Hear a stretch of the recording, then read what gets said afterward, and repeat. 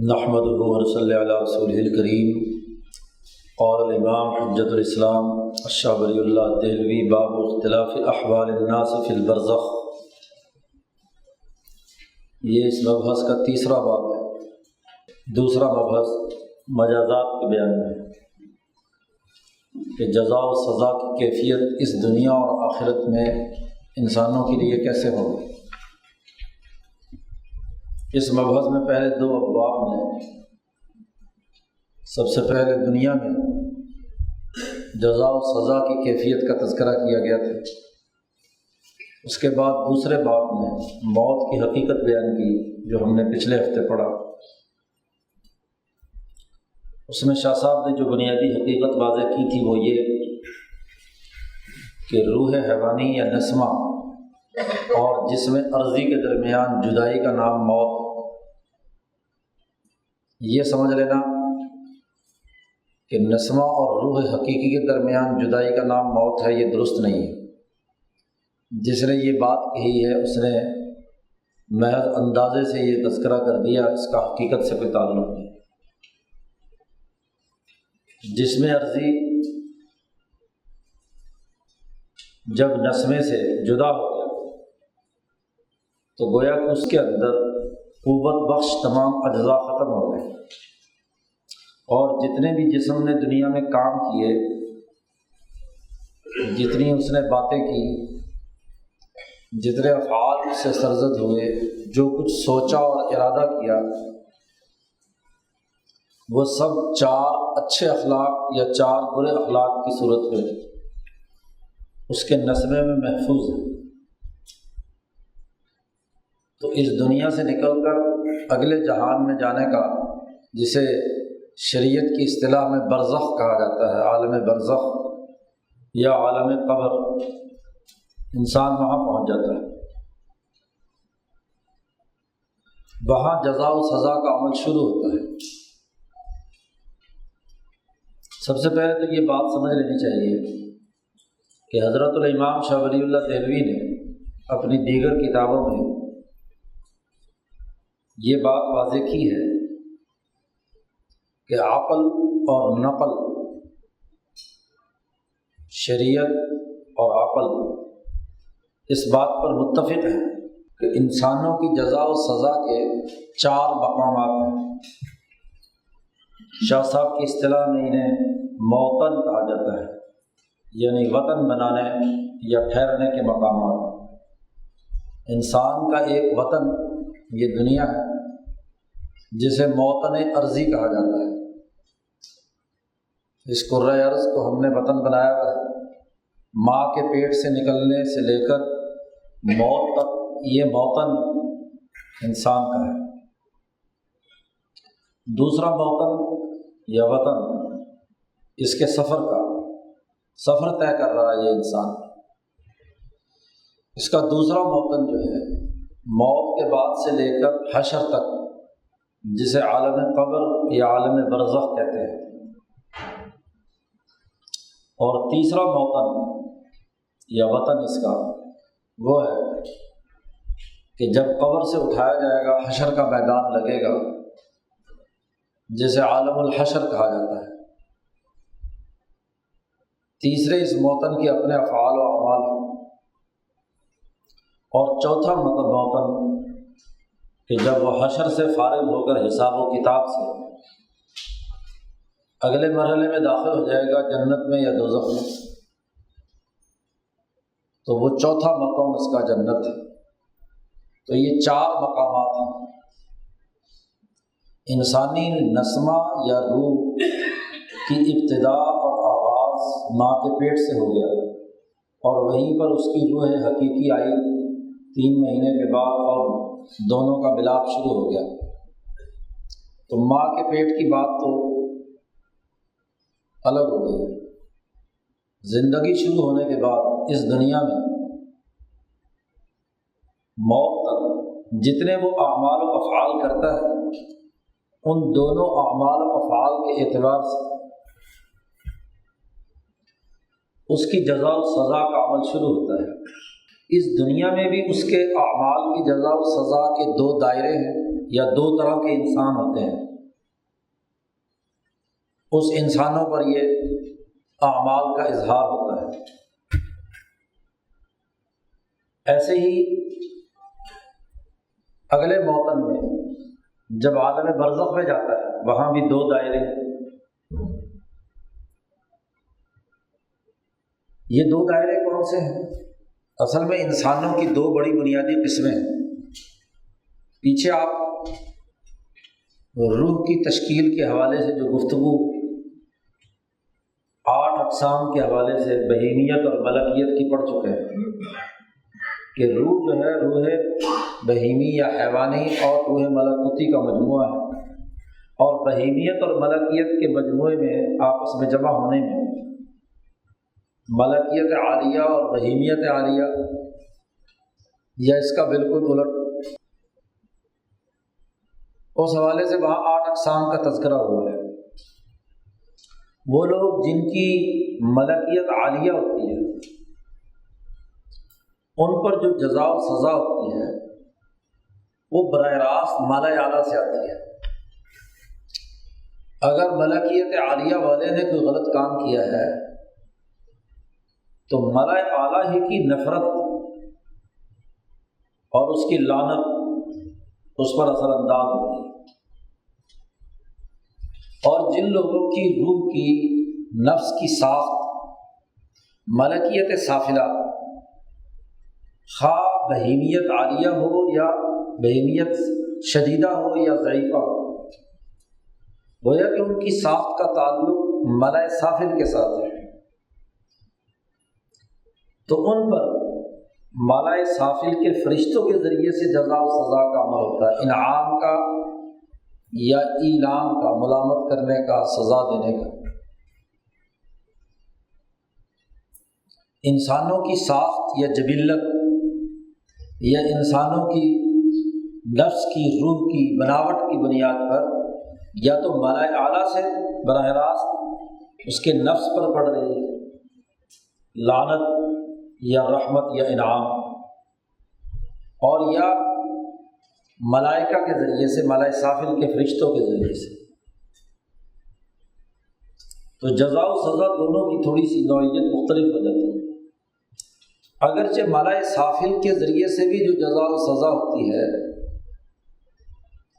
وہ ملائے اعلیٰ کے حکم پر ہی ہوتی ہے،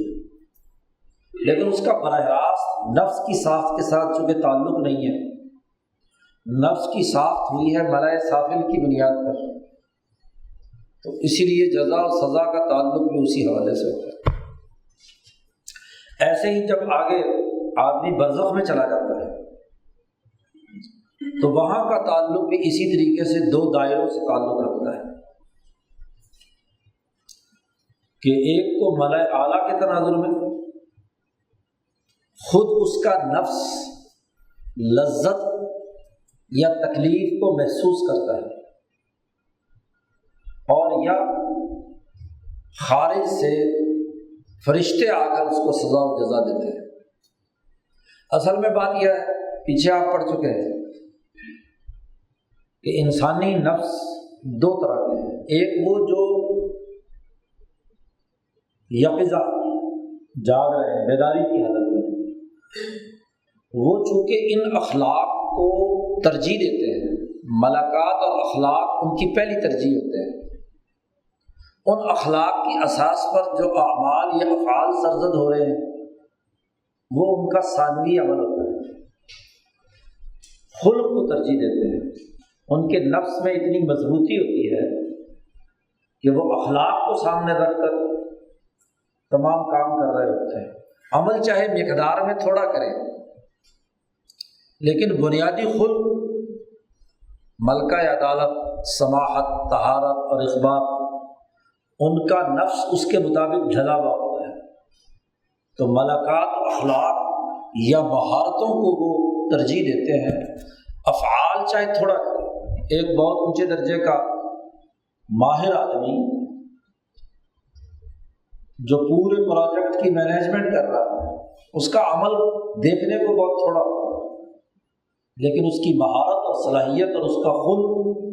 وہ اعلیٰ ترین درجے کا ہوتا ہے، اس کو تجربہ اور مہارت زیادہ ہوتا ہے۔ اور جتنا کم درجے کا فرد ہوتا ہے اس کی مہارت چونکہ یا اخلاق یا ملکات اعلیٰ درجے کے نہیں ہوتے، اس کے ہاں پھر کثرت سے عمل جس کے ذریعے سے وہ مطلوبہ مہارت اسے حاصل ہو جائے۔ ایک آدمی ایک دفعہ ایک بات کی مشق کر لے یا پڑھ لے تو اس کے نفس میں ایسے جا کر فٹ ہو جاتا ہے کہ پھر کبھی باہر نہیں نکلتا۔ ایک آدمی سبق کا رٹا لگا رہا ہے 10 دفعہ 20 دفعہ، ہاں جی، تو تعداد اور گنتی پوری کر رہا ہے، استاد کہتا ہے 100 دفعہ یاد کرو، 2 دفعہ یاد کرو، پھر بھی کچھ یاد ہوتا ہے کچھ یاد نہیں ہوتا۔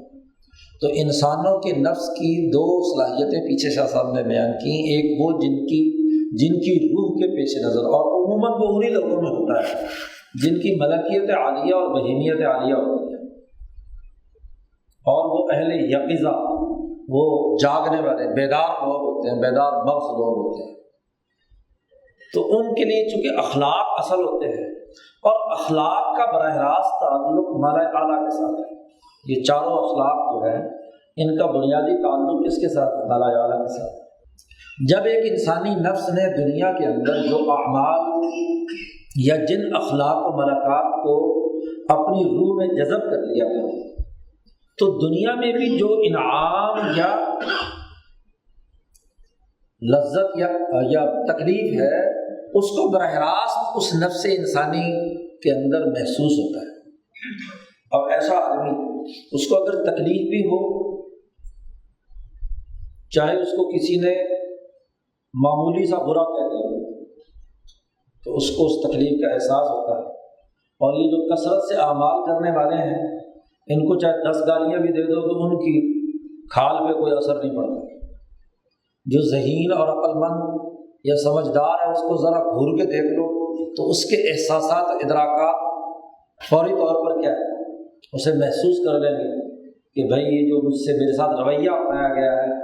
یہ مناسب نہیں ہے۔ احساسات و ادراکات غائب ہو گئے۔ بہت زیادہ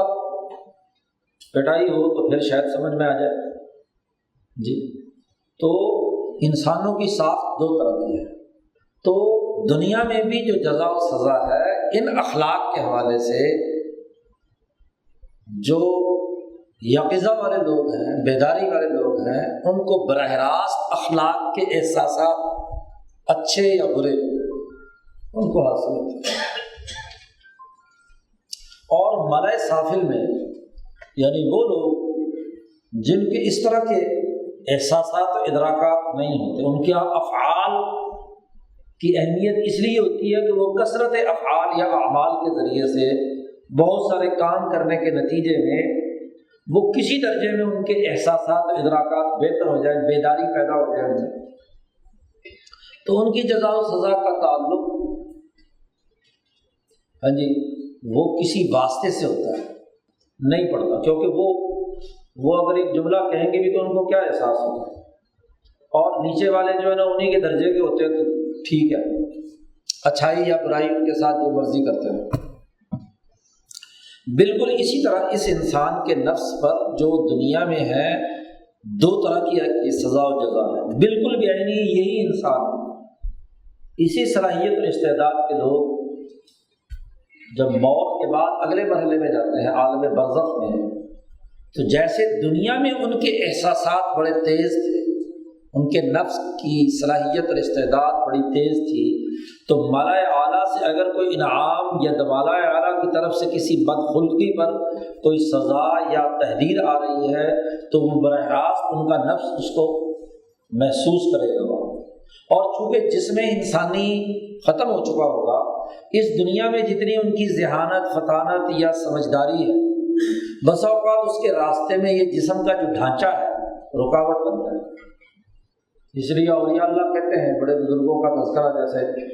خواجہ نظام الدین اولیاء یا چشتی بزرگ، وہ کہتے ہیں دنیا میں ہم ہیں تو ہم پنجرے میں قید ہیں۔ یہ انہی لوگوں کے لیے کہا گیا نا کہ دنیا سجن المومن، کیونکہ ایک آدمی کا جب دماغ بہت کچھ سوچ رہا ہو اور بہت بڑی بڑی مہارتیں اور صلاحیتیں ہوں، لیکن مواقع جو ہیں اس کے راستے کی رکاوٹ بنتے ہیں، اس کی جسم کی ساخت جو ہے ہاں جی وہ اس کے اندر رکاوٹ بنتی ہے، لیکن جب موت کے پردے سے یہ جسم عرضی کے اور یہ جو فاصلے ہیں یہ ختم ہو جاتے ہیں تو جو وسعت اس کے دماغ میں ہوتی ہے موت کے بعد وہ سارے کام کرتا ہے۔ اسی لیے کہتے ہیں جو بزرگ دنیا سے فوت ہو جاتے ہیں تو دنیا سے جانے کے بعد ان کا روحانی فیض بڑھ جاتا ہے۔ دنیا میں اگر وہ ایک مقام پر ہے تو باقی مقامات ظاہر ہے کہ ان کے جسم سے براہ راست فیضیاب نہیں ہو رہے۔ اب اگر وہ یہاں سے اڑ کر جانا بھی چاہے کراچی، پشاور یا رائے پور یا کسی اور جگہ پہ تو ظاہر ہے کہ بہت ساری رکاوٹیں اور محدودیتیں، لیکن جب جسم سے نکل کر روح آزاد ہو گئی تو وہ منٹوں سیکنڈوں میں جہاں مرضی آئے جائے، تو جو اس کو مطلوبہ مقاصد حاصل کرنے ہیں، جو اس کی پلاننگ اس کے دماغ میں ہے، وہ جہاں مرضی کرے۔ تو بات یہ ہے کہ موت کے بعد جسم عرضی سے نکلنے کے بعد روح ایک وسیع دائرے کو، اس لیے عالم قبر کے بارے میں جتنی بھی باتیں بیان کی جاتی ہیں کہ قبر 70 گز لمبی ہو جاتی ہے، پھیل جاتی ہے ہاں جی، یا وہ سکڑ جاتی ہے وغیرہ وغیرہ، یہ سارے امور کا تعلق ان براہ راست احساسات و ادراکات کے ساتھ ہے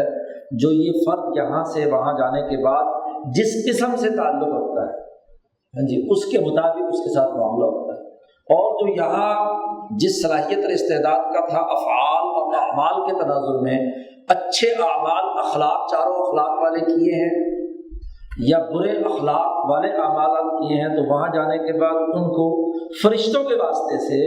ان کے احساسات لذت و ادراک یا الم یا تکلیف وغیرہ وہ وہاں پر محسوس ہوتے ہیں۔ دو موطن ہو گئے، دنیا کا اور برزخ۔ تیسرا موطن شاہ صاحب نے تفہیمات میں بیان کیا ہے کہ وہ عالم الحشر ہے۔ یہ دو موطن تو وہ ہیں جو انسان کے انفرادی اور اجتماعی معاملات کے ساتھ تعلق رکھتے ہیں۔ اجتماعی جزا و سزا بسا اوقات ان دونوں موطن میں ممکن نہیں ہوتی، کچھ نہ کچھ ہاں جی رکاوٹیں یا کچھ نہ کچھ اس کے جو ریکوائرمنٹ ہے ان دونوں موطنوں کی اس کے مطابق۔ لیکن شاہ صاحب کا نقطہ نظر جیسے پچھلے باب میں آپ نے پڑھا، نہیں اسی باب کے آخر میں آئے گا کہ عالم حشر جو ہے یہ نوع انسانیت کا بطور اجتماعیت جزا و سزا کا عمل ہے۔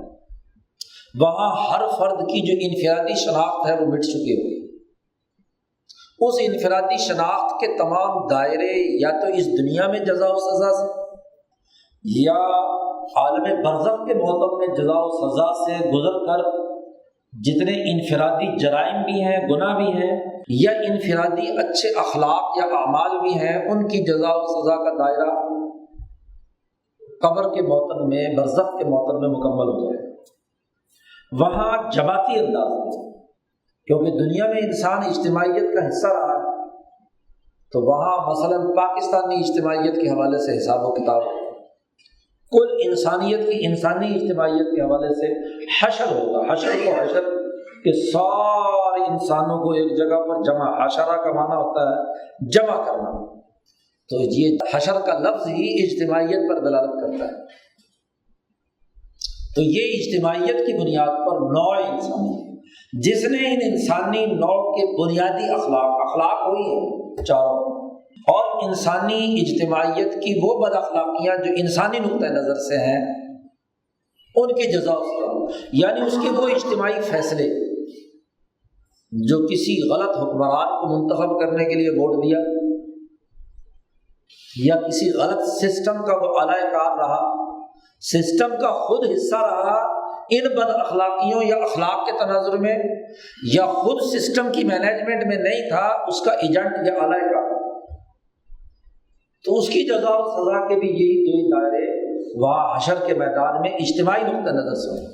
اس لیے چوروں کی جماعت الگ ہوگی، ڈاکوؤں کی الگ ہوگی، لیڈروں کی الگ ہوگی،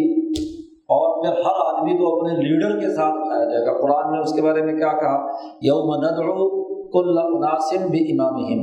ہم انسانوں کو وہاں اکٹھا کریں گے ان کے لیڈروں کے ساتھ۔ وہ جس جماعت کے اندر ہوں گے ان کا حشر اس جماعت کے لیڈر کے ساتھ ہوگا، زرداری کے ساتھ ہوگا، نواز شریف کے ساتھ ہوگا، یا بے نظیر کے ساتھ ہوگا، یا کسی عمران خان کے ساتھ ہوگا۔ اجتماعی جزا و سزا، اور وہاں بھی اسی تناظر میں کہ وہ جماعت کس بد اخلاقی یا کس اچھے اخلاق کے دائرے کی اجتماعیت کا حصہ ہے، تو سب کا ایک ہی نتیجہ ظاہر ہو۔ اور پھر اس کے بعد چوتھا موطن جنت کا ہے، تو جنت یا جہنم دونوں میں جزا و سزا بھی اسی طرح سے ہوگی کہ جو یا ابو جہل، فرعون، شداد، نمرود یا سسٹم چلانے والے، اجتماعیت کو تباہ کرنے والے لیڈرشپ ہے، ان کا جہنم میں طبقہ کیا ہوگا؟ سب سے نچلا ہوگا۔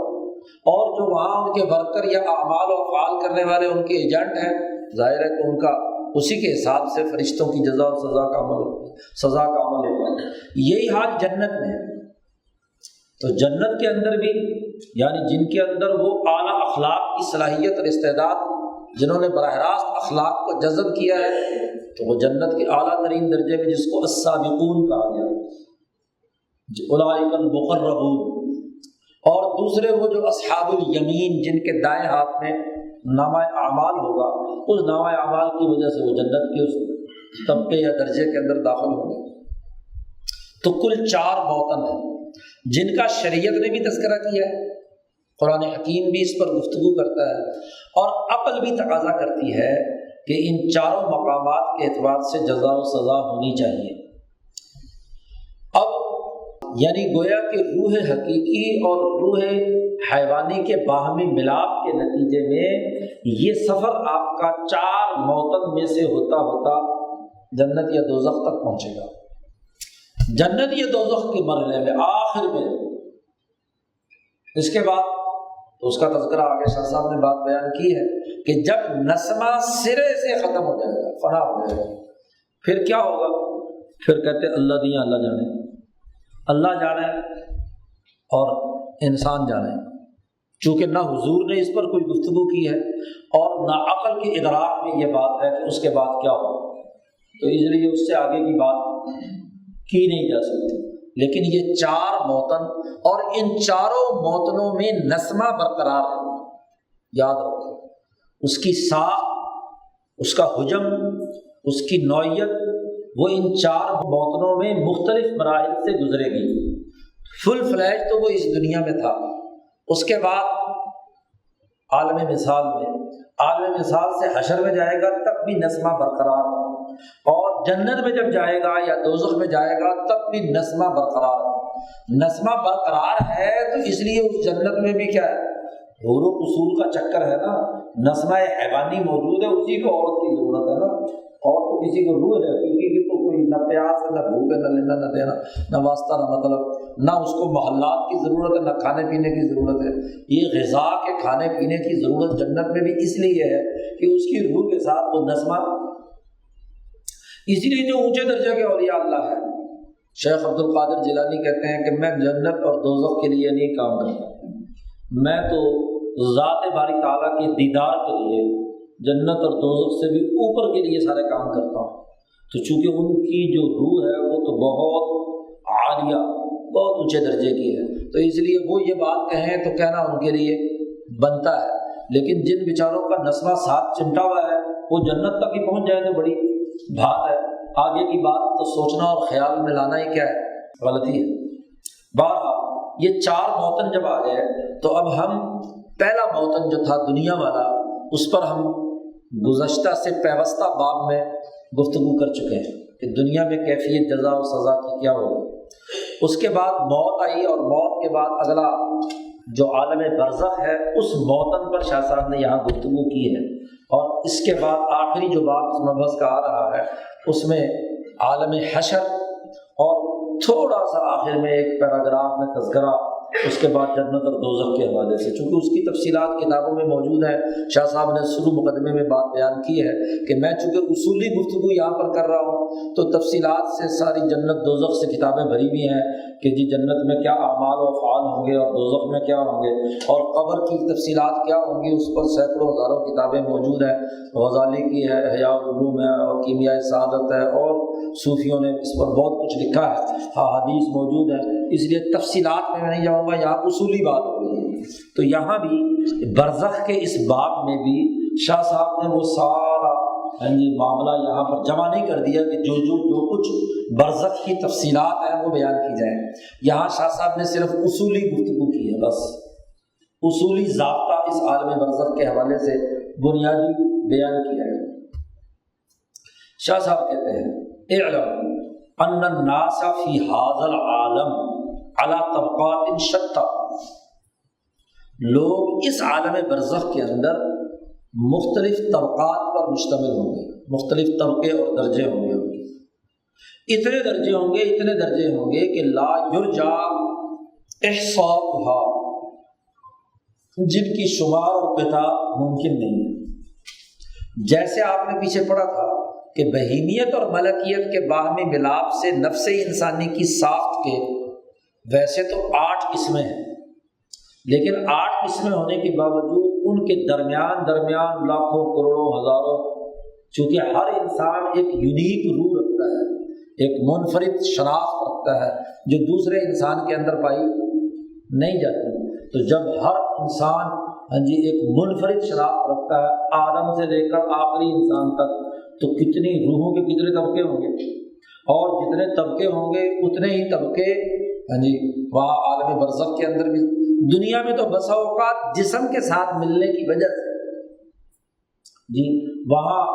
کچھ رکاوٹیں یا کچھ اجتماعیتیں پیدا ہو جاتی ہیں، لیکن مرنے کے بعد تو ہر ایک کی جو انفرادیت ہے، ہر ایک کا جو انفرادی طبقہ ہے وہ کھل کر سامنے آ جائے گا. تو اتنے طبقے ہیں اس عالم برزخ میں کہ لا یرجا احصاؤھا، اس کی گنتی کی کوئی امید نہیں کی جا سکتی. لیکن اگر ان تمام کا اگر تحلیل و تجزیہ کیا جائے، لیکن رؤوس الاصناف اربعہ، بڑی بنیادی قسمیں تمام طبقات کی 4، 2 بیداری والوں کی اور 2 سونے والوں کی. بنیادی طور پر تو قسمیں 2 ہی، یقظہ جو بیدار اور ہوشیار، اور وہ جو سونے والے ہیں. وسنان بالطبع یا یقظان بالطبع، دونوں کا لفظ پیچھے صاحب اس کی تقسیم بیان کر چکے ہیں. پھر یقظان بالطبع کے بھی 2 ذیلی دائرے جو پچھلے مبحث میں شاہ صاحب بات بیان کر چکے ہیں، اور جو وسنان بالطبع ہے ان کے بھی 2 دائرے. اس طرح کل اقسام جو ہے وہ کتنی بن گئی؟ 4. وہاں تفہیمات میں جو 4 معطل بیان کر کے شاہ صاحب نے کہا تھا کہ عالم برزخ میں 2 قسم کے سزا و جزا کا عمل ہے، تو ان 2 کی مزید تقسیم یہاں 4 میں کر دی، ہر ایک کی پھر آگے 2 قسمیں. نمبر 1 صنف ہم اہل الیقظہ، جن کی ملکیت عالیہ اور بہیمیت شدیدہ سفیقہ، اونچے درجے کے لوگ جو بیدار مغز ہیں، سمجھتے ہیں. شاہ صاحب کہتے ہیں قرآن حکیم کی ایک آیت کے تناظر میں کہ اولئک یعذبون وینعمون بانفس تلک المنافرات والمناسبات، ان لوگوں کو جو عذاب دیا جائے گا اور ان لوگوں کو جو نعمت دی جائے گی، اس نعمت اور عذاب کو خود ان کے اپنے نفوس براہ راست اس کا ادراک کریں گے، اور وہ سزا ان کی روحوں کو ہوگی. تلک المنافرات، وہ جو انہوں نے روح کے منافی اور نفرت انگیز کام کیے، یا والمناسبات، یا وہ جو اخلاق جو اربع تھے جو مناسب تھے اس کی روح کے، وہ کیے، جن کا پیچھے تذکرہ ہو چکا. وہی 4 اخلاق اور 4 ان کی بنیادی ضد. وَإِلَى حَالِ هَذِهِ الصِّنْفِ، اس صنف یہ قسم ہے، اس کی طرف خود قرآن حکیم نے اپنے اس قول میں اشارہ کیا ہے، ان تقول نفس یا حسرتا علی ما فرطت فی جنب اللہ وان کنت لمن الساخرین. وہ کہے گا، وہاں پکارے گا وہ نفس کہ ہائے افسوس، بڑی حسرت اور بڑی ندامت کہ وہ جو میں نے اللہ کی جناب میں کوتاہی کی، اور میں تو بڑا ہی مذاق سمجھتا تھا اسے، میں تو مذاق کرنے والوں میں سے تھا، جیسے فرعون، نمرود، شداد، ابو جہل، حامان ہے، قارون ہے. یہ اہل الیقظہ ہے، سمجھتے تھے، بیدار تھے، تبھی تو لیڈر تھے، تبھی تو ایک قوم پر حکمرانی مسلط رکھی۔ ہاں جی، اپنے اپنے علاقے کے سردار تھے۔ ابو جہل کو مکے والے سید حاضر الوادی ابو الحکم، ہاں جی، یقظہ تھے، بیدار تھے، ملکیت بھی بڑی تھی اور بہیمیت بھی بڑی تھی، لیکن اس کے باوجود ملکیت کی باتوں پر عمل اس کو محض مذاق سمجھتے تھے کہ یہ جو رسول بات بیان کر رہے ہیں یہ تو بس ایسے ہی جی۔ تو انہوں نے اس چیز کو حقیقی طور پر قبول نہیں کیا، تو بد اخلاقی کا منبع یعنی طہارت کی ضد، سماحت کی ضد، اخبات کی ضد اور عدالت کی ضد ان کی روح کے ساتھ پیوستہ تھی، اپنے پورے عزم، پورے ارادے سے۔ یہی اصل میں حقیقت میں پکے کافر کہ مکمل طور پر ان اخلاق اربع کا انکار کیا اور ان کی ضد کو کیا ہے مکمل طور پر ان کے نفس نے قبول کیا۔ تو جیسے ہی منظرنامہ بدلے گا موت کے بعد، تو وہاں براہ راست ان کے نفوس اس عذاب کو، اور اگر ان کے مقابلے میں یقظہ وہ ہیں جو انبیاء اولیاء صحابہ ہیں، تو ان کو براہ راست ان کے نفوس کو کیا ہے اس کا انعام محسوس ہوگا۔ تو جو کہ قرآن نے کافروں کا ذکر کیا ہے، یا حسرۃ علی ما فرطت فی جنب اللہ وان کنت لمن الساخرین، تو یقیناً جو اہل یقظہ اور بیدار لوگ ہیں ان کا معاملہ بھی یہی ہے کہ ان کے انعامات ویسے محسوس ہوں۔ کیسے؟ شاہ صاحب نے درمیان میں اس اونچے درجے کے لوگ گنتی کے ہیں جی، انبیاء میں، صحابہ میں، اولیاء اللہ میں، علماء ربانیین میں بہت تھوڑے۔ اور اسی طریقے سے آپ دیکھیں گے کہ انسانی تاریخ میں ان بد اخلاقیوں کے جو منابع اور مراکز ہیں جی، وہ بھی گنتی کے لوگ۔ فرعون ہر آدمی نہیں ہو سکتا جی، فرعونیت کے لیے کچھ صلاحیتیں چاہیے جی، ابو جہل ہونے کے لیے بھی کچھ صلاحیتیں چاہیے، تو وہ صلاحیتیں ان کے اندر بد اخلاقیاں کوٹ کوٹ کر بھری ہوئی تھی۔ درمیان میں شاہ صاحب نے یقظہ والوں کی ایک بات اپنے کشف یا اپنے مشاہدے کی بنیاد پر بات بیان کی ہے، اور یہ بات اصل میں تو دوسری کتابوں میں القول الجمیل میں صوفیاء اور اولیاء مجددین کے بارے میں شاہ صاحب نے بات بیان کی ہے۔ شاہ صاحب کہتے ہیں رأیت طائفة من اہل اللہ صارت نفوسهم بمنزلة الجواب الممتلئة ماء راکدا لا تهیجه الرياح۔ چونکہ یہ ایک مثال کے طور پر بات سمجھا رہے ہیں، جن کے نفوس عالیہ ہوتے ہیں یا اہل یقظہ ہوتے ہیں، ان میں استقامت اور پختگی اتنی ہوتی ہے کہ دنیا کے تغیرات و تبدلات، ادھر ادھر کی چیزیں ان کے نفوس کے اندر حرکت پیدا، وہ جس خلق پر پیدا ہو گئے اس خلق پر اتنے پختہ ہیں کہ تغیرات و تبدلات بھی ان کا کچھ نہیں بگاڑ سکتے۔ وقت کا نبی اسے دعوت دے رہا ہے، کتنی اونچی درجے کی بات، لیکن پھر بھی اس کے اوپر کوئی اثر۔ اسی کو قرآن نے کہا ان الذین کفروا، ایسے ہی یقظہ والوں کے بارے میں کہا ان الذین کفروا سواء علیہم اانذرتہم ام لم تنذرہم۔ اے نبی آپ ان کو ڈرائیں یا نہ ڈرائیں برابر لا یؤمنون، ان کے نفوس میں کوئی حرکت پیدا نہیں۔ اور ایسے ہی جو صاحب استقامت اونچے درجے کے لوگ ہیں، ابو بکر صدیق کا نفس، ابو بکر صدیق کو حضور دعوت دیں یا نہ دیں، ان کے سامنے سچی بات آ گئی تو وہ اپنی جگہ پر اٹل، ان کا خلق اتنا پختہ ہے کہ بغیر حضور سے سنے ہوئے ایک کافر سے خبر پہنچی اور ابو بکر صدیق نے کہا کہ اگر محمد کہتے ہیں درست صلی اللہ علیہ وسلم۔ حضور جب معراج کی رات سے واپس آئے تو صبح کو جب فجر میں حضور نے یہ بات بیان کی، حرم میں کھڑے ہو کر میں نے اس رات میں معراج کا سفر کیا اور آسمانوں اور دنیا کی سیر ویر کی، تو ابو جہل وغیرہ وہاں تھے، ابو بکر صدیق نہیں تھے۔ ابو جہل نے بڑا مذاق اڑایا کہ عجیب بات ہے، ایک ہی رات میں ایک انسان نے اتنی دنیا کی سیر سپاٹے کرا، کیسے ہو سکتا ہے؟ تو سب نے خوب مذاق اڑایا، اور ابو جہل وہاں سے غصے سے نکل کر باہر جا رہا تھا، راستے میں ابو بکر ملے تو ابو بکر سے کہا کہ دیکھو اب بھی تم اس کی اتباع کرو گے، یہ ایسا مجنون ہے کہ کہتا ہے ساری رات میں ادھر سفر کرتا رہا، وہاں گیا وہاں گیا وہاں گیا وہاں گیا۔ تو ابو بکر صدیق نے کہا کہ اگر محمد صلی اللہ علیہ وسلم کہتے ہیں تو بالکل برحق۔ اب یہ روایت یعنی حضور کی بات کی خبر بواسطہ کس سے آئی ہے؟ دشمن کے آئی ہے نا، ابو جہل کے راستے سے آئی ہے۔ تو ابو بکر جہاں پر کھڑے ہیں وہاں پہ کھڑے ہیں۔ جو جن کا نفس مضبوط ہے، جو یقظہ ہے، وہ جب جاگ گئے تو دنیا کی کوئی طاقت ان کو نہیں سلا سکتی جس بات پر بھی۔ جی تو بات یہ ہے کہ شاہ صاحب نے کہا کہ میں نے اہل اللہ کی ایک پوری جماعت دیکھی ہے، صارت نفوسہم، ان کے نفس ان کی روح، اس کو ایک مثال سے شاہ صاحب نے بیان کیا، بے منزلت الجواب، جواب کی طرح۔ جواب کسے کہتے ہیں؟ یہ آپ کا سوال و جواب نہیں ہے، یاد رکھو۔ یہ الجواب جاویتن کی جمع ہے، جاویتن کی جمع ہے، اور جاویہ کہتے ہیں ایک بہت بڑے حوض،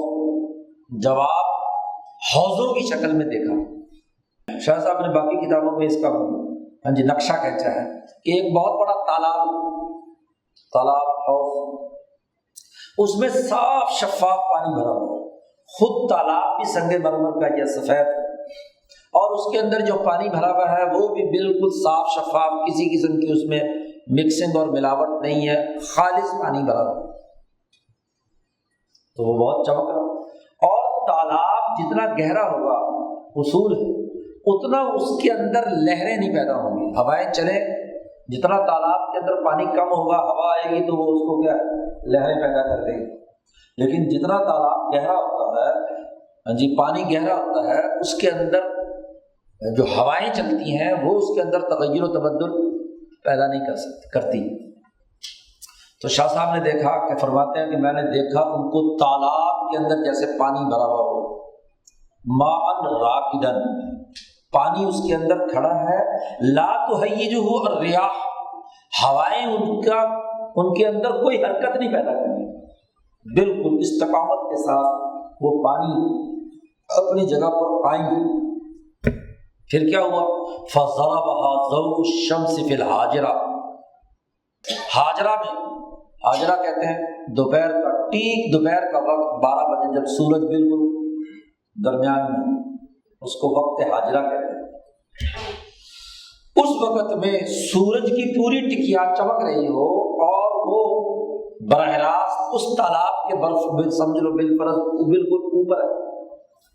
تو آپ دیکھیں گے کہ اس تالاب کا مکمل عکس اس صاف شفاف پانی میں، جس کو کوئی چیز حرکت نہیں دے رہی، وہ اپنی جگہ پر کیا ہے، نقش پورا بن گیا۔ ایسا بن گیا کہ دور سے دیکھو تو وہ تالاب دراصل آئینے کی طرح آفتاب محسوس ہوتا ہے۔ بلند کسی پہاڑی سے اٹھ کر دیکھو، دور سے دیکھو تو وہ پورا کا پورا تالاب جو ہے اس کے اوپر کیا ہے، سورج ہی بنا، اور پھر اس کی چمک سے،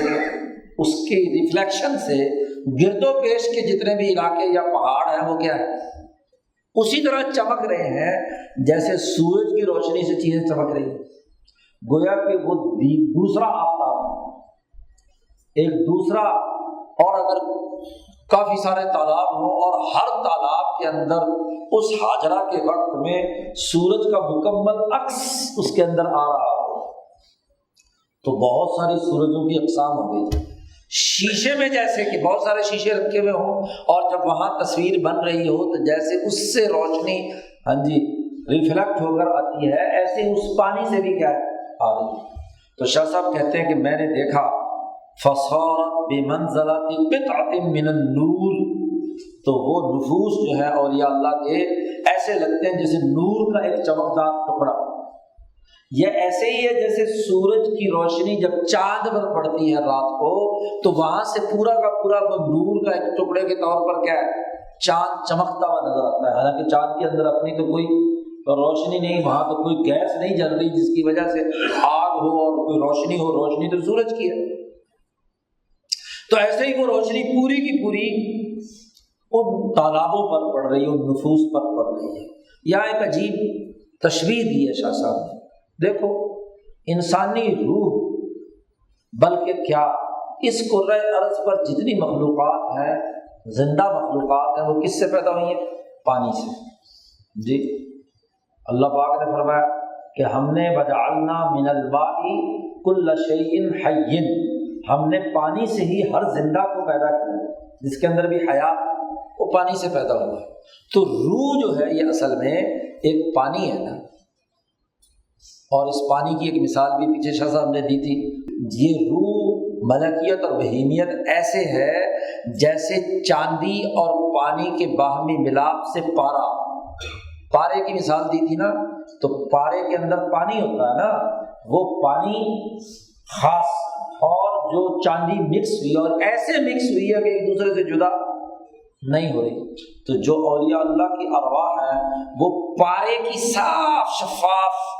شکل کی مانند ہے، گویا کہ اس پارے سے وہ پورا کا پورا تالاب بھرا ہوا ہے اور وہ خود اس نور کا ٹکڑا ہے۔ اب یہ نور شاہ صاحب کہتے ہیں 3 طرح کے ہیں۔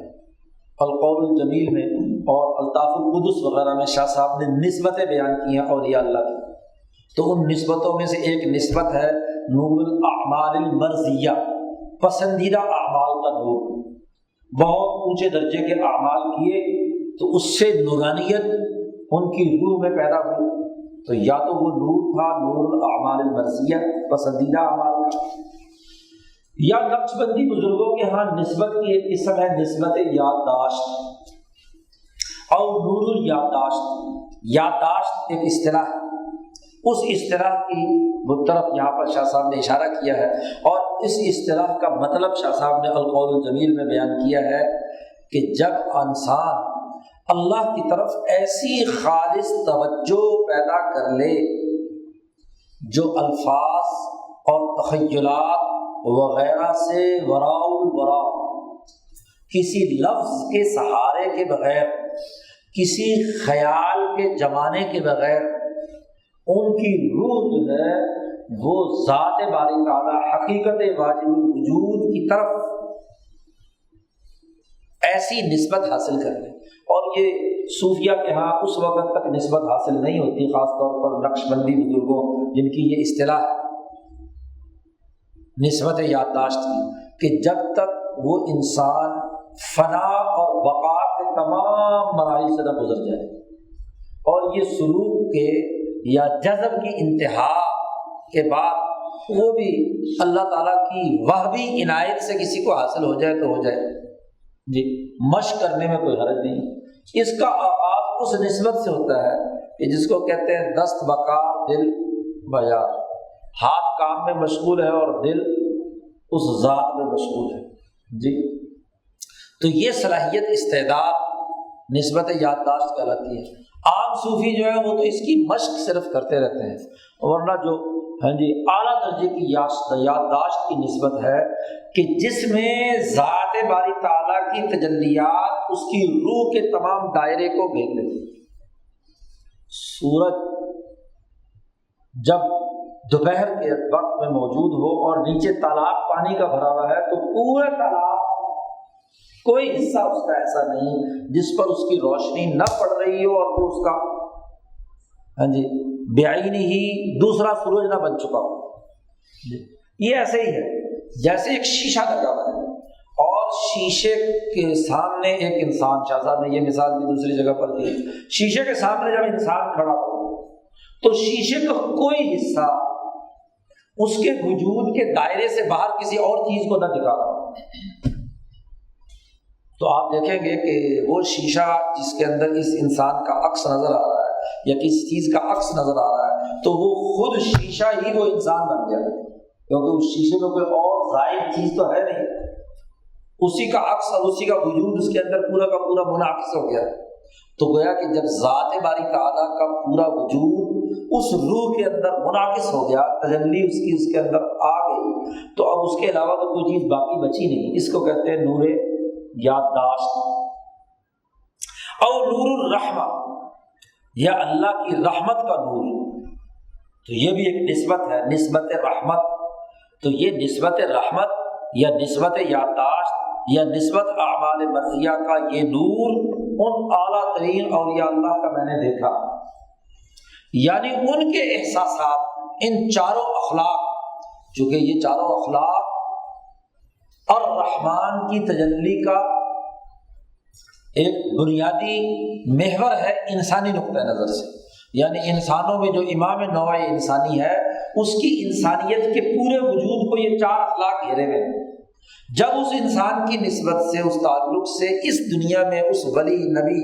یا مجدد کے اوپر یہ 4 اخلاق منعکس ہوتے ہیں تو گویا کہ مکمل طور پر اس تجلی کا عکس ان کے اندر آتا ہے، روشنی کا، اور جو جس درجے میں اس سے دور ہوگا تو اسی درجے میں اس کے اوپر اس کی ظلمات بعضها فوق بعض، ایک ظلمت پر دوسری تہ بتہ ظلمتیں چڑھی ہوئی، تو وہاں ظاہر ہے کہ روشنی کا کوئی گزر نہیں۔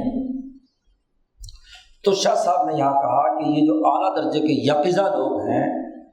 جی، چاہے وہ انبیاء اولیاء ان لوگوں میں سے ہوں یا جو ان کے مقابلے میں فرعون، نمرود، شداد، ان کے اپنی روحیں براہ راست ان اخلاق اربع کو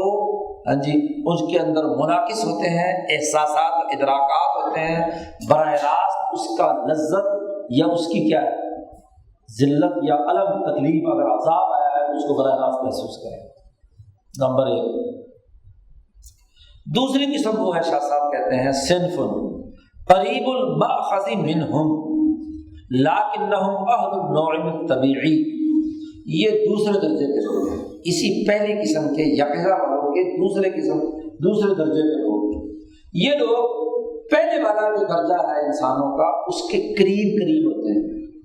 اس کے مکمل طور پر تو اس کے مطابق نہیں،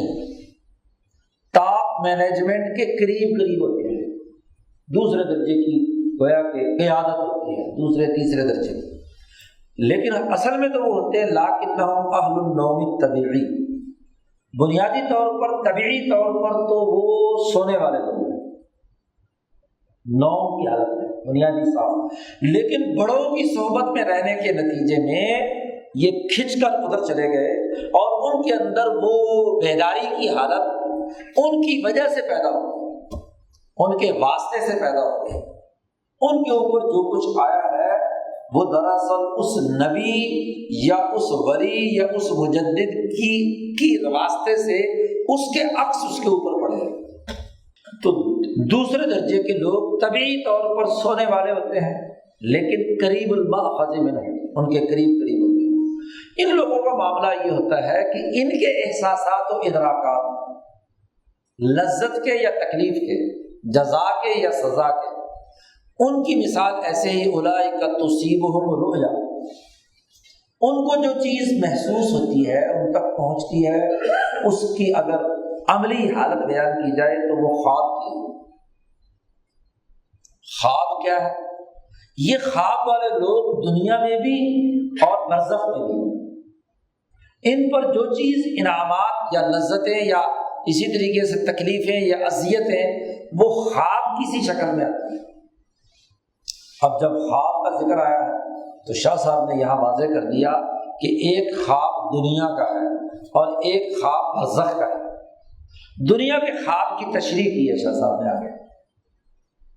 شاہ صاحب کہتے ہیں خواب ہوتا کیا ہے اصل میں؟ والرؤیا، خواب کی حقیقت بیان کی ہے دنیا میں۔ والرؤیا فینا، ہمارے اندر جو ہمیں خواب نظر آتا ہے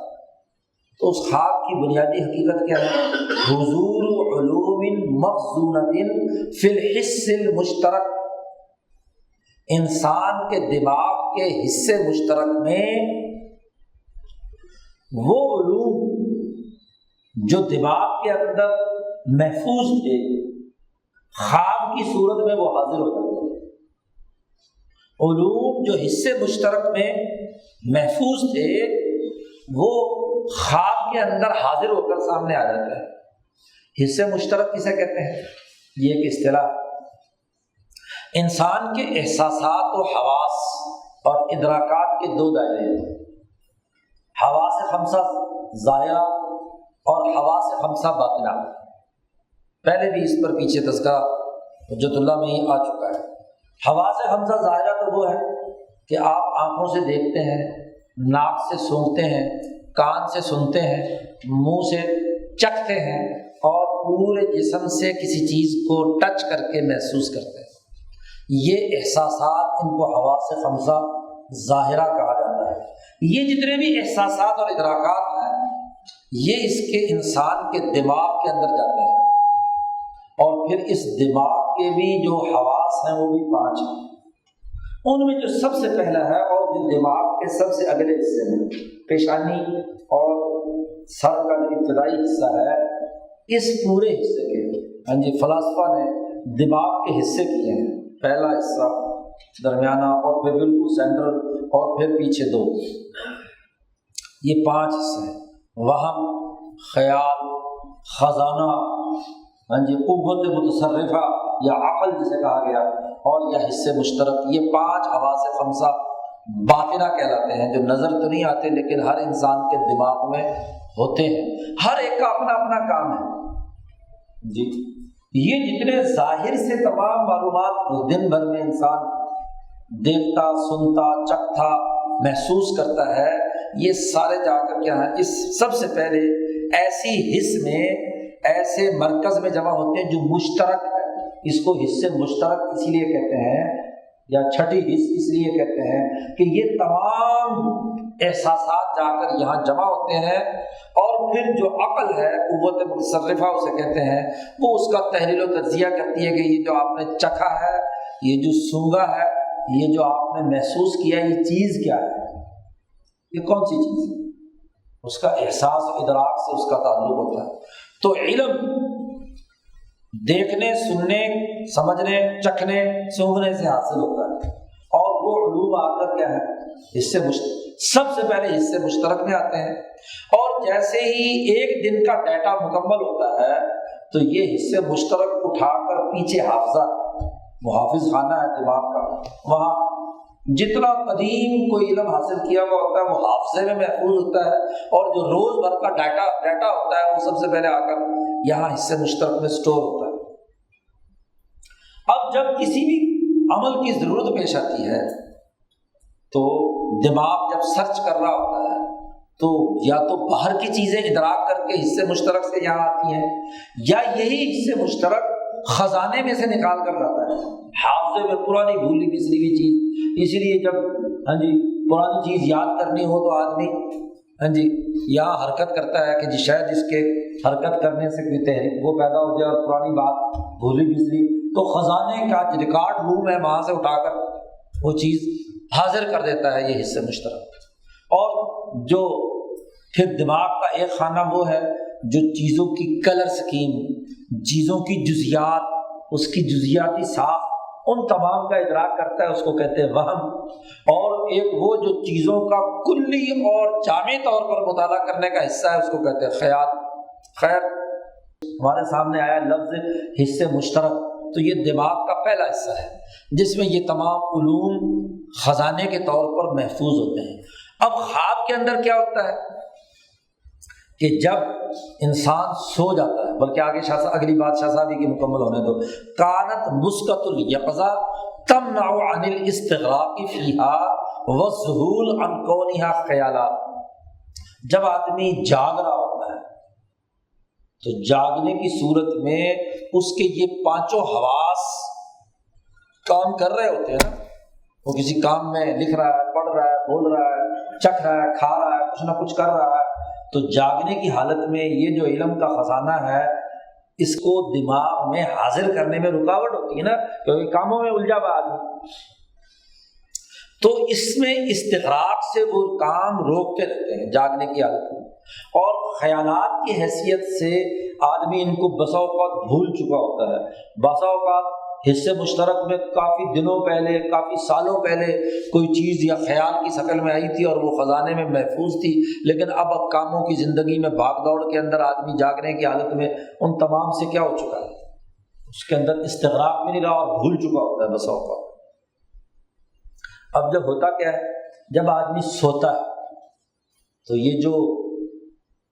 احساسات ہیں 5 کے 5 یہ بھی سو رہے ہیں نا، گویا کہ اس وقت سونگھنے کا عمل نہیں، چکھنے کا عمل نہیں، محسوسات کا عمل نہیں، سب چیزیں شٹ ڈاؤن ہو گیا۔ اب یہ سارے کام، اب جب یہ شٹ ڈاؤن ہو گیا تو ظاہر ہے کہ یہ جو کا خزانہ ہے جی بسا اوقات یہ حرکت میں آ جاتا ہے۔ اور آج کل تو لوگ جب ابھی بستر پر جاتے ہی ہیں تو ویسے ہی ابھی لیٹتے ہیں تو ان کا دماغ کا یہ خزانہ وہ کچھ سونے اور کچھ جاگنے کی حالت میں ہوتے ہیں، اسی وجہ سے ان کو پوری گہری نیند بھی نہیں آتی، وہ اسی خزانے کے اندر ہی کیا ہے مشغول رہتے ہیں، ان خیالات کے اندر ہی الجھے رہتے ہیں، شیخ چلی کی پلاؤ پکاتے رہتے ہیں۔ لیکن جب آدمی مکمل طور پر سویا ہوا ہے تو ظاہر ہے کہ یہ دماغ تو اپنی جگہ پہ کام کر رہا ہے، یہ تو نہیں سوتا، نہ دل سوتا ہے۔ اگر دل سو جائے، اس کی حرکت بند ہو جائے تو بس پھر تو گیا آدھی موت۔ اس کو حضور نے فرمایا کہ یہ آدھی موت ہے۔ قرآن نے اس کو وفات سے تعبیر کیا ہے، وَهُوَ الَّذِي يَتَوَفَّاكُم بِاللَّيْلِ، اللہ وہ ذات ہے جن کو جو تمہیں رات کو وفات دے دیتا ہے۔ تو وفات یہی ہے نا کہ آدھی وفات ہو چکی ہوتی ہے، سویا ہوا آدمی آدھا مرا ہوا ہوتا ہے، کیونکہ اس کے باقی تمام چیزیں بے حص و حرکت ہو چکے ہیں، صرف دماغ اور آپ کا کیا ہے۔ اور انبیاء علیہ السلام کی حالت تو یہ ہے کہ حضور نے فرمایا کہ ہماری آنکھیں سوتی ہیں، ہمارا دل نہیں سوتا، ہمارا دل، اور اسی لیے انبیاء کا وضو بھی نہیں ٹوٹتا، کیونکہ ان کے جسم کے اعضاء اتنی غفلت کے ساتھ نہیں سوتے کہ ان کو کیا ہے وضو کرنے کی ضرورت پیش آئے۔ لیکن باقی لوگ جو کہ سوتے ہیں تو اس کو شاہ صاحب نے لفظ استعمال کیا تھا نا پیچھے، نوم بہیمی، ایک نوم ملکی ہے اور ایک نوم بہیمی ہے۔ نوم بہیمی وہ ہے جو جانور کی طرح سوتا ہے آدمی، اور جانور کی طرح جب سوتا ہے تو اس کی بہیمیت مکمل آف ہو چکی ہوتی ہے۔ تو یہاں جب جاگنے کی حالت میں ہوتا ہے تو وہ ان خیالات سے فارغ ہوتا ہے۔ فلما ناما، جب وہ سو جاتا ہے تو اب یہ جو حصے مشترک کا خزانہ ہے ان میں سے اسے کیا ہے چیزیں، یہ اپنا کام شروع کرتا ہے، پرانی چیزیں معلومات جتنی بھی دماغ میں ہیں وہ نکال کر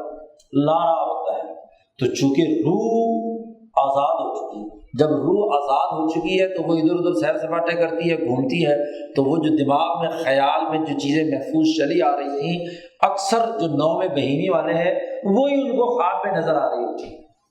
دن میں جو کام کاج کیا ہوا ہوتا ہے وہی ان کو خواب کے اندر بھی کیا ہے نظر آ رہا ہوتا ہے۔ لم یشک انہا عین ما ہی صورھا،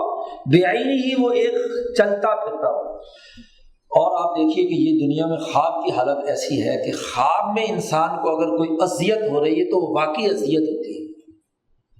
کب تک؟ جب تک وہ خواب کی حالت میں ہو۔ اگر خواب میں اس نے دیکھا کہ میں بہت اونچی بلڈنگ سے نیچے گرتا جا رہا ہوں، کسی کنویں میں گرتا جا رہا ہوں، تو اس کی کیا اذیت اور تکلیف خواب کے اندر ہی اسے نظر آ رہی ہے۔ اسی طرح کسی پانی کے اندر ڈبکیاں لگا رہا ہوں، کسی جگہ پر کوئی اور گرم چیز جو ہے آگ کے اندر چھلانگ لگا رہا ہوں وغیرہ وغیرہ، تو یہ ساری کی ساری بےعینی ہی اس کو ہوتی ہے۔ اسی لیے بسا اوقات اگر اس دوران آنکھ کھل جائے تو اس کے جسم پہ بھی اسے احساس ہو رہا ہوتا ہے، یا سانپ ڈس گیا ہو خواب کے اندر تو اس کو کیا ہے سانپ کے ڈسنے کا وہ خیال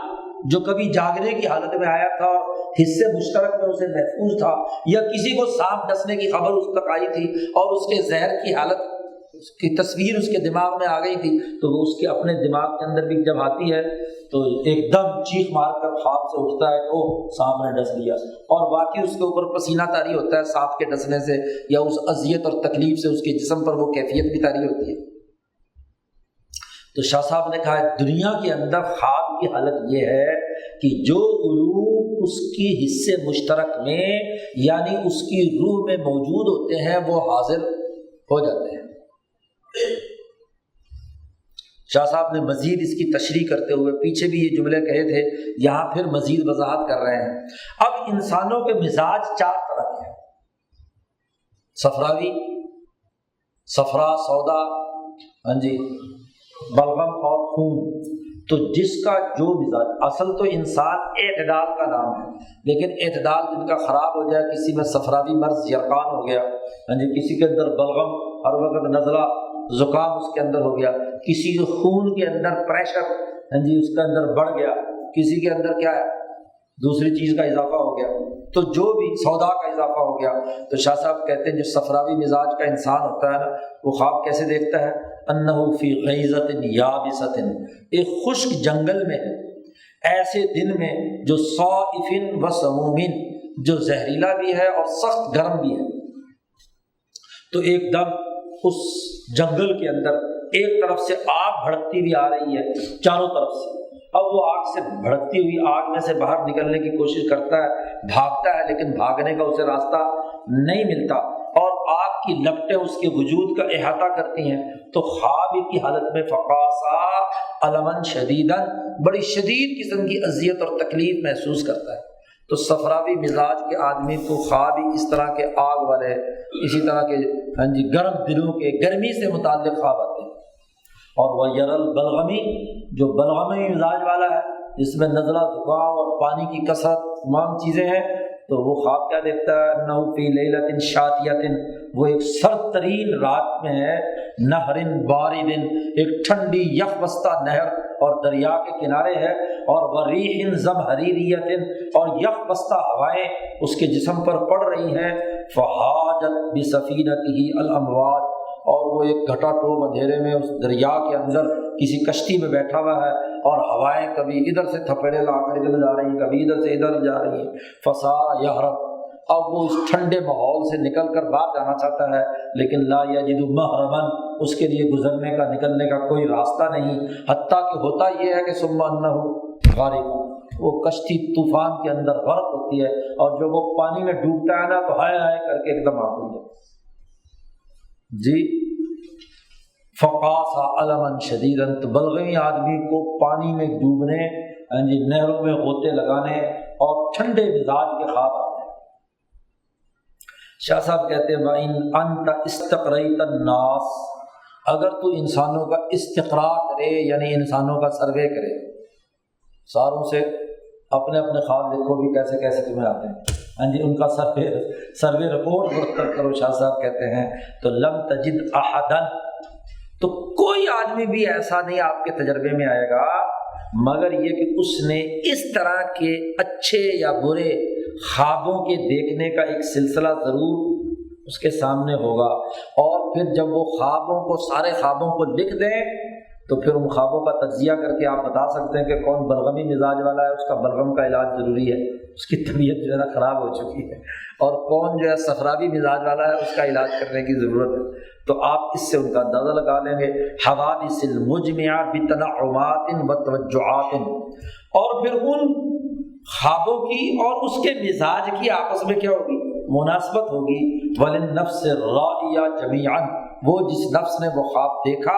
اور وہ جو اس نے خواب دیکھے گئے ان کے درمیان ایک مناسبت ضرور ہوگی۔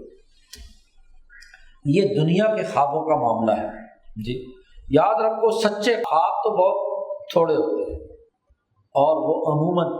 مستقبل کی خبر دینے کے حوالے سے ہوتے ہیں، اور وہ وہی ہوتا ہے کہ جس کا مزاج صحیح سالم ہو۔ 10 روٹیاں کھا کے سویا ہوا ہو تو روٹیوں کا ہی خواب آئے گا نا ہاں جی، جو کچھ کھایا پیا ہوگا یا جو کچھ دن بھر میں کام کیا ہوگا تو وہی خواب کے اندر اس کو آئے گا۔ تو لیکن جب بالکل نوم بہیمی کے بجائے نوم ملکی، بہت مختصر سی نیند، یعنی کم سے کم نیند، تو وہ جو ہوتی ہے، اور آدمی کا جسم بھی معتدل ہو، پھر صبح صادق، اسی لیے کہا گیا نا کہ آخری رات کا جو صبح صادق کا حصہ ہوتا ہے، تو عام طور پر چونکہ پیٹ خالی ہوتا ہے، ہاں جی، جو کھانا پیا ہے وہ ہضم ہو چکا ہوتا ہے، بہیمیت کے اثرات اس پر نہیں ہوتے، ملکیت کے اثرات ہوتے ہیں، تو اس کی بنیاد پر اسے اگر کوئی خواب ایسا نظر آئے جو سچا کہا جا سکتا ہے اسی درجے میں، لیکن وہ بھی تب جب سارے مزاج ٹھیک ہوں، نہ بلغم کا غلبہ ہو، نہ صفرا کا غلبہ ہو، نہ کسی خون کی پریشر ہو اس کے اوپر، نہ کسی قسم کا سودا کا غلبہ ہو، پھر ایسے معتدل مزاج آدمی کو خواب آئے تو پھر اس کی تو کوئی تعبیر بھی ہوگی، ورنہ تو وہی کھانے پینے اور اس کے مزاج ہی کے خوابات ہیں۔ تو جیسے خیالات ہوتے ہیں ویسے خوابات ہوتے ہیں، ان خوابوں سے کچھ کام، تو جیسے خیالات ویسے خوابات، تو ان خوابوں کا کوئی اعتبار نہیں، یہ دنیا کے خوابات۔ اب دنیا میں خواب کی کیا حقیقت ہوئی کہ جو آپ کے دماغ میں حصے مشترک میں جو علوم تھے، محفوظ تھے، وہی حاضر ہو گئے، تو جب یہ موت طاری ہوئی اور قبر میں جا کر جس کو کہتے ہیں سو گیا یہ آدمی، یعنی نوم حقیقی، دنیا میں تو آدھی موت تھی، یہ نوم جو دنیا کا سونا تھا یہ تو ابھی آدھی روح نکلی ہے، آدھی اس کے اندر برقرار ہے، جب پوری روح نکل کر چلی گئی تو پھر تو سونے کا اگلا مرحلہ ہو گیا نا، جیسا کہ وہ حدیث میں آیا ہے نم، جب وہ 3 سوال ہو گئے نا کہ کون تیرا رب ہے، دین کیا ہے تیرا، اور رب کون ہے، رسول کون ہے، تو وہ تینوں کے صحیح جواب دینے کا تو وہاں حدیث میں جملہ آیا ہے کہ اس کے بعد وہ فرشتہ کہے گا بھائی اب سو، جیسے دلہن جو ہے نا وہ سوتی ہے ایسے تو بھی سو، تو اس کو خواب ہی آئیں گے۔ اب خواب کیا آئیں گے کہ جو اس کی روح کے اندر دنیا میں جو اعمال، اخلاق اربع جو صحیح ہے یا بد اخلاقیاں، اس کے مطابق جتنے اعمال کا علم ظاہر محفوظ ہے نا نسمے کے ڈاٹا میں سارا علم،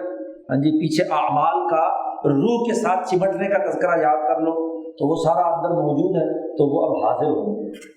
ان کا حضور ہوگا۔ یہاں تک شاہ صاحب نے بتایا تھا دنیا کا خواب، اور برزخ کے خواب کا آگے تذکرہ کر رہے ہیں۔ فَهَذَا الْمُبْتَلَى فِي الرُّؤْيَا، چونکہ یہ اصل میں تو سونے والا تھا نا، نوم طبیعی والا تھا، تو ظاہر ہے مرنے کے بعد یہ سوئے گا نا، وہ جو جاگنے والے اصل ہے نا وہ دنیا میں بھی جاگتے ہیں، یاد رکھو موت کے بعد بھی جاگ رہے ہوتے ہیں۔ حضور صلی اللہ علیہ وسلم نے فرمایا نا کہ بھئی میری آنکھیں بند ہوتی ہیں صرف، دل اور دماغ اور روح اور جسم پوری طریقے سے، دنیا میں جب وہ سوتے تھے حضور تو آپ کا باقی چیزیں نہیں سوتی تھی، بظاہر بس آنکھیں بند کر کے لیٹے ہوئے جی، جسم کو تھوڑا سا کیا ہے آرام مل گیا، ورنہ تو کیا ہے وہ جسم کا حصہ کچھ بھی نہیں، اصل تو ملکیت تھی، اور وہ یقظہ کی حالت میں۔ تو یہاں سے جانے کے بعد وہاں اس دنیا میں بھی عالم برزخ میں بھی وہ جاگ رہے ہیں، ان کو نیند، تو جو یہاں سوتے رہے تو مرنے کے بعد بھی انہوں نے سونا ہی ہے نا، تو وہاں گویا کہ اس ایسے سونے کی حالت میں ہے، اور اس سونے کی حالت میں وہ جتنے روح کے اندر جتنے بھی علوم ہیں وہ سب کے سب کیا ہے خواب کی صورت میں، خواب کی مثال کے طور پر سامنے آئیں گے۔ لیکن اب معاملہ کیا ہے کہ دنیا میں تو آدمی سو رہا ہو اور ایسے خوابات دیکھ رہا ہو تو جاگتا ہے تو اسے پتہ چل جاتا ہے کہ میں نے جو کچھ سوتے کی حالت میں دیکھا ہے وہ حقیقت نہیں ہے، مجھے سانپ نے نہیں ڈسا، میں کسی دریا میں غرق نہیں ہوا۔ لیکن موت کے بعد جب وہ سو رہا ہے تو وہ تو ایسی نیند ہے کہ وہ تو حشر کے اندر جا کر ہی کیا ہوگی، تو وہاں بھی جو بھی کچھ اس کی نسبت سے ہو رہا ہے وہ تو حقیقت ہی ہے نا، وہ کیا ہے جیسے اس کی حقیقت ہے خواب کے اندر جو دنیا میں ہے، ایسے اس کی بھی وہ کیا ہے حقیقت ہے، گویا کہ اس کے علوم اس کے سامنے منظر بدل بدل کر آ رہے ہیں۔ اب تو یہ سمجھنا مزید آسان ہو گیا، خواب کے بجائے آپ کے پاس ہاں جی وہ کیا LED لگی ہوئی ہے، اور اس پر 3D کی جو تصویریں ہیں وہ اتنی واضح، شفاف اور اتنی ہاں جی انسان کو منہمک بنا دیتی ہیں کہ وہ اسی کے اندر اگر مگن، اور اس میں اس نے حقیقی شیر آتا ہوا حملہ آور اس نے حملہ کیا تو آدمی جو وہاں بیٹھا ہوا وہ خوفزدہ ہوگا کہ نہیں، جسم میں لرزش طاری ہوگی کہ نہیں۔ اس لیے یہ بچے جو خوفناک ڈرامے دیکھتے ہیں ان کے اوپر خوف زدگی کے آثار ظاہر ہونا شروع ہو جاتے ہیں کہ نہیں، اور جس طرح کے وہ وہاں کیفیات جو کچھ وہاں ہو رہی ہے کردار کی، وہی کردار کی کیفیت بلکہ ان کی حرکات و سکنات بھی اسی کے مطابق بدلنا شروع ہو جاتی ہے، گویا کہ نقش ہو گئی ان کے اوپر۔ تو اس کی ایک تاثیر ہے نا، اگر وہاں کوئی ہتھوڑا مارنے والا گرز ہے تو اٹھا کر آپ کے اوپر آیا اور تھاڑ سے لگایا، آپ کی تو تکلیف تو ہو رہی ہے نا جی۔ تو ایسے ہی عذاب قبر کے اندر ہتھوڑے مارنے کا تذکرہ ہے، سانپوں کے ڈسنے کا تذکرہ ہے، جانوروں کے نوچنے کا تذکرہ ہے، تو یہ سارے کے سارے خواب کی طرح ہاں جی ایسے علم کی شکل میں، جو بد اخلاقی آپ نے کی ہے وہ کسی سانپ کی شکل میں، کسی جو بخل کیا ہے وہ کسی ہاں جی درندے کی شکل میں آ کر آپ کو ڈسنا شروع کر دے گا، اور وہ ڈسنا چونکہ وہاں جاگنا نہیں ہے تو ڈسنا مسلسل ہے، اس کی ایک اذیت ہے، اس کی ایک تکلیف ہے۔ تو تکلیف اصل ہے نا، یا حقیقت میں بھی کیا چیر پھاڑ کر کھا جانا اصل تو اذیت اور تکلیف ہے، یا اصل لذت ہے۔ لذت جیسے بھی حاصل ہو جائے تو لذت حاصل کرنے کے سینکڑوں طریقے ہو سکتے، جیسے مرضی لذت حاصل ہو گئی تو لذت کا فائدہ ہو گیا، باقی چاہے حقیقت میں ہو نہ ہو۔ تو یہاں شاہ صاحب کہتے ہیں فَهَذَا الْمُبْتَلَى فِي الرُّؤْيَا، اس خواب کے جو اس عالم برزخ میں مبتلا فی البرزخ، یعنی کہ برزخ میں جو آدمی مبتلا ہے اس کے خوابوں میں بھی کیا ہوتا ہے، غیر انہا رویا، وہ ایسے خواب ہیں کہ لا یقظۃ منہا الی یوم القیامہ، قیامت کے دن تک جاگنا نہیں۔ اور وہ صاحب الرؤیا لا یعرف فی رؤیاہ انہا لم تکن اشیاء خارجیہ، اور خواب والے کو جیسے یہ نہیں پتہ ہوتا ہے کہ یہ چیزیں خارجی نہیں ہیں۔ خواب کی حالت میں آپ نے سانپ کو دیکھا تو خواب کی حالت میں آپ مصنوعی سانپ سمجھتے ہیں اسے؟ نہیں، آپ اس کو اصلی سمجھتے ہیں، اس بچھو کو اصلی سمجھتے ہیں، اس پانی کو جس میں غرق ہو رہے ہیں اس میں اس کو اصلی سمجھتے ہیں، جس آگ کے لپیٹ میں ہے اس کو آگ کو اصل سمجھتے ہیں، تبھی اس کی کیفیات اور اثرات آپ کے اوپر طاری ہوتے ہیں۔ وَأَنَّ التَّوَجُّعَ وَالتَّنَعُّمَ لَمْ يَكُنْ فِي الْعَالَمِ الْخَارِجِي، یہ جو اذیت اور تکلیف ہوئی ہے یا یہ جو نعمت حاصل ہوئی ہے یہ عالم خارجی میں نہیں ہے، یہ اس کا ادراک خواب والے کو نہیں ہو سکتا۔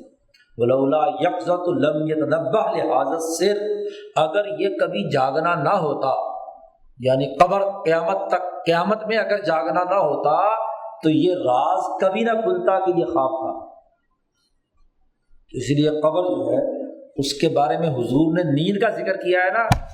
تو وہاں سونے کا معاملہ تو ہر زبان میں اور شریعت میں بھی اس کے لیے نوم کا لفظ استعمال ہوا ہے، اور جب قبر کا عالم نوم کا یا سونے کا عالم ہے تو وہاں جتنے بھی علوم اس پر ظاہر ہونے ہیں وہ بھی خواب ہی کی شکل ہوگی نا۔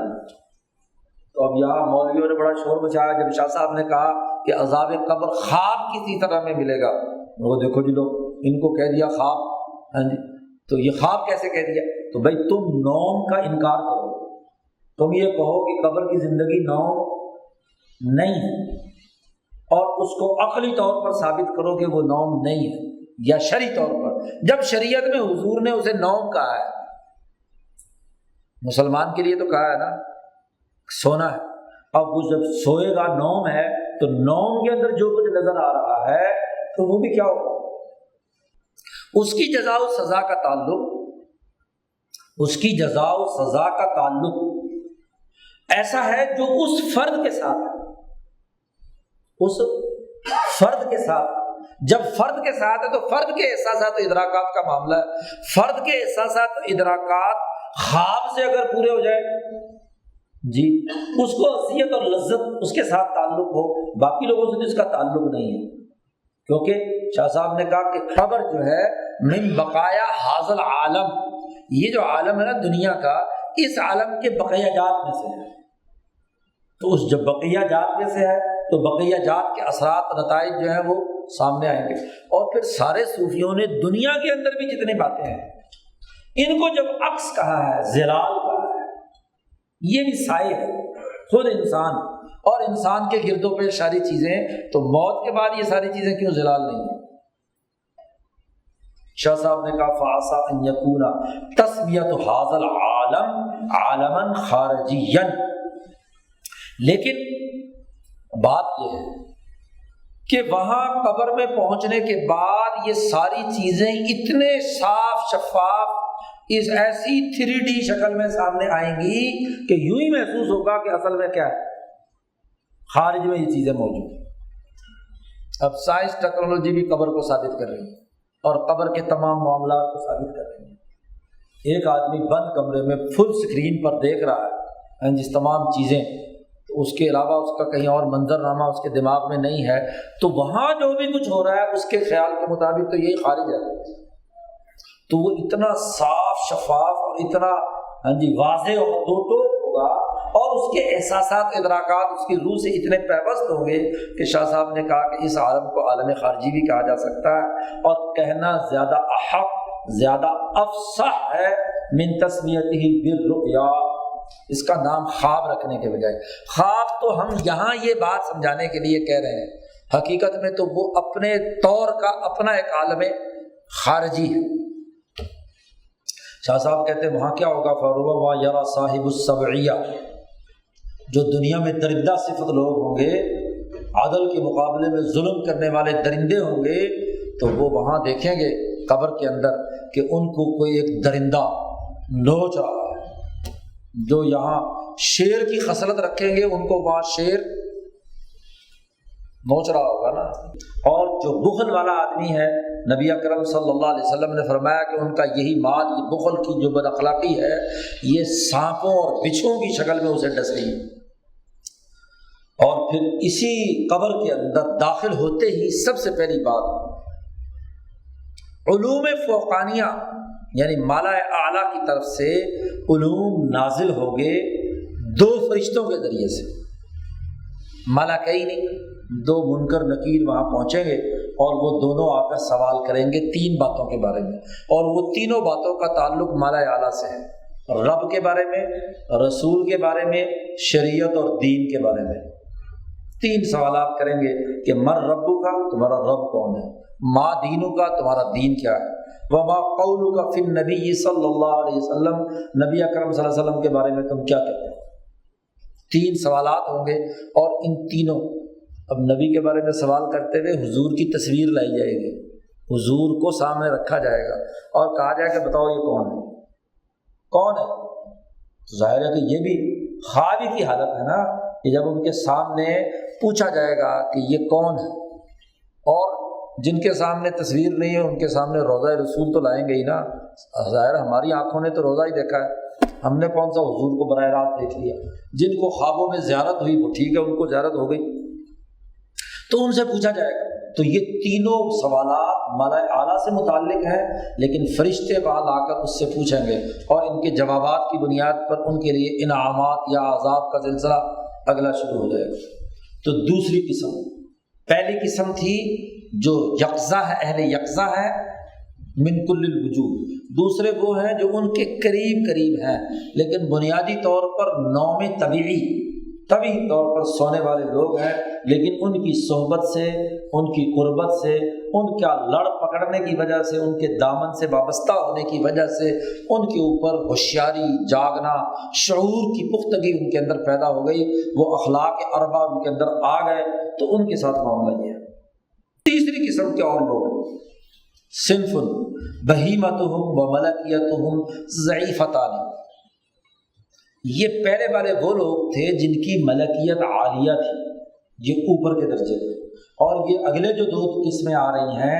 یہ مالائے سافل سے متعلق ہیں، ان میں بہیمتہم و ملکیتہم ضعیفتان یلحقون بالملائکۃ السافلہ، یہ ملائکہ سافلہ یعنی مالائے سافل کے فرشتوں کے ساتھ ملے ہوئے ہوتے ہیں، اور ان سے ملنے کے 2 بنیادی اسباب ہوتے ہیں، ایک جبلی اور ایک کسبی۔ ان کے ساتھ انسان کی جزا و سزا کا تعلق اس کے کسبی عمل سے، کیونکہ کچھ کرو گے تو جزا و سزا ہے نا، اور ایک اس کی جبلت ہے۔ تو جبلت ان کی ساخت ہی کمزور تھی، تو ظاہر ہے جبلی طور پر یہ ملائے سافل کے تابع ہے۔ پہلے والی دونوں قسمیں جبلتاً کس کے ساتھ تھی؟ ملائے اعلیٰ کے ساتھ تھی، لیکن وہاں ان کا جو دوسرا دائرہ ہے یعنی کسبی، ان کا کسب جو ہے جس کی وجہ جزا یا سزا ہوئی ہے اخلاق اربع کے حوالے سے، وہ دوسرا دائرہ ہے۔ محض جبلت کی وجہ سے یاد رکھو جزا و سزا نہیں ہے، جبلت کی وجہ سے تو ذرا یہ تقسیم ہوگی کہ وہ ملائے اعلیٰ والی جبلت والا آدمی ہے یا ملائے سافل کی جبلت کا آدمی ہے، اور لیکن ہر انسان جبلی طور پر کل مولود یولد علی الفطرہ، وہ فطرت انسانیت پر پیدا ہوتا ہے، فطرت اسلام پر پیدا ہوتا ہے۔ ساخت کا فرق ہے، طبقے کا فرق ہے کہ ایک ملائے اعلیٰ سے یا ملکیت عالیہ سے تعلق ہے یا ایک ملائے سافل سے تعلق ہے۔ تو جبلت کی تشریح کی بِأَنْ كَانَتْ مَلَكِيَتُهُمْ قَلِيلَةً انغماس فی البہیمہ، جبلی طور پر ان کی ملکیت چونکہ کمزور بھی ہے، آگے بہیمیت بھی کمزور ہے، تو ملکیت پورے طریقے سے بہیمیت کے اندر ہوتا زن نہیں ہوئی، اس کی گرفت میں نہیں گئی، کیونکہ بہیمیت بھی کمزور ہے بیچاری، جب کمزور ہوگی تو دونوں علیحدہ علیحدہ ہیں، اس کے اندر ملکیت مکمل طور پر داخل نہیں ہوئی، غیر مذعنۃ لہا، اس کا پختہ یقین اس کو حاصل نہیں ہوا، یعنی مکسنگ نہیں ہوئی ان کی پوری طور پر ملکیت اور بہیمیت کی۔ ولا ولا متاثرۃ منہا، نہ اس سے وہ متاثر ہے، یہ تو جبلی وجہ ہو گی۔ اور دوسرا کسبیت، کسبی کیا ہے؟ مثلا بأن لا وسط طہارات بداعیت قلبیت، مثلا اخلاق اربع میں طہارتیں تھیں تو انہوں نے ان طہارتوں کو اپنے دل کی چاہت سے پاکیزگی کے خلق کو اختیار کیا، دل کی چاہت سے انہوں نے عدالت کے خلق کو اختیار کیا، دل کی چاہت سے سماحت اور اخبات کو اختیار کیا، اور وہ مکنت من نفسها لالہامات و بوارق ملکیہ، اور ان چاروں اچھے اخلاق کے مسلسل کرنے کے نتیجے میں ان کے اندر ان ملائے سافل کی جانب سے اچھی باتوں کا الہام اور کچھ ملکیت کے نور اور چمک ان کے اندر پیدا ہوئی۔ ان کے اندر تو پورا نفس کے اوپر تالاب کے مانند نور پہ آیا، وہ جو پہلے والے یقظہ والے لوگ ہیں ان میں اس کی روشنی کی کچھ جھلک پڑتی ہے، یا بواسطہ یا بالواسطہ۔ اس کو شاہ صاحب نے وہاں کیا نام ہے دوسری کتاب لمحات میں شاہ صاحب نے اس کو ایک مثال سے دیا کہ جیسے یہ یقظہ والے لوگ تھے نا، یہ تو جیسے بالکل ٹھیک دوپہر کا وقت ہے اور اس وقت پورا کا پورا سورج اس تالاب کے اوپر پڑ رہا ہے، اور اس کے جو قریبت الماخذ تھے وہ مثلا 10 بجے کا وقت ہے، 10-11 بجے کا وقت ہے اور ادھر سے کیا ہے 2-3 بجے کا وقت ہے، تو ظاہر ہے کہ اس کی روشنی اسی حساب سے وہاں پڑ رہی ہے۔ اور یہ جو ہے اگلے یہ جو تیسری قسم ہے، یہ یوں سمجھ لو کہ جیسے 8 بجے کا وقت ہے 8-9 بجے کا وقت، تو اس وقت جو روشنی پڑتی ہے وہ بوارق ملکیہ دور دراز سے، اور وہ جو آخری قسم چوتھی آ رہی ہے وہ بالکل جیسے سورج نکلتے ہی جو کرنیں پڑتی ہیں ابتدا، لیکن کوئی بھی اللہ کی تجلی کی کرن سے کوئی بھی انسان جبلی طور پر مکمل فارغ نہیں، اس کے کسب جو ہے وہ اس کو اس کے اندر اثرات پیدا کر رہے ہیں۔ اب یہاں شاہ صاحب نے اس کی عجیب مثال دی ہے، یہاں لوگوں کو شاہ صاحب کی یہ مثال سمجھ میں نہیں آتی، تو پہلے تو مثال سمجھو، پھر اس کا جو اثر ہے وہ سمجھو۔ تو یہ ابھی جو پچھلے 2-3 مہینے پہلے اس کا ترجمہ بھی آیا ہے اس کے اندر، تو وہاں بھی کچھ لوگوں نے پوچھا کہ جی یہ کیا مثال دی ہے، مثال ہمیں سمجھ میں نہیں آئی۔ اب ترجمے میں زیادہ تفصیل تو وہاں بیان نہیں ہو سکتی، لیکن اب زبانی اس کی تشریح ہو سکتی ہے۔ شاہ صاحب نے کہا یہ تیسری قسم ہے نا، یہ خنثی مشکل ہے، یہ ان آدمیوں کو نہیں کہا، یہ ایک مثال سے بات سمجھائی ہے صرف۔ شاہ صاحب نے کہا دیکھو ایک انسان بسا اوقات جب پیدا ہوتا ہے تو وہ مرد کی شکل پر ہوتا ہے، صورت الذکران، لیکن اس کے مزاج کے اندر خنوصت یعنی خنثی مشکل ہوتا ہے۔ بظاہر کیا ہے، وہ ایک لڑکے کی شکل میں پیدا ہوتا ہے، فی مزاجی خنوصۃ وہ میل الی ہیئات الاناث، اور اس کا میلان طبعی طور پر رجحان ہوتا ہے عورتوں والی حرکات و سکنات کرنے کا۔ لیکن ہوتا کیا ہے کہ بچپنے میں مردانہ شہوتیں اور زنانہ شہوتوں کا ادراک نہیں ہوتا، چونکہ وہ ظاہر ہی نہیں ہوتی، لیکنہ لا یتمیز الشہوات الانوثہ من شہوات الذکورہ فی الصبا بچپن کو کہتے ہیں۔ بچپن کی حالت میں ان دونوں شہوتوں میں تمیز کرنے کی اس بچے میں صلاحیت نہیں ہوتی کہ مردانہ خصوصیت ہے یا زنانہ خصوصیت ہے۔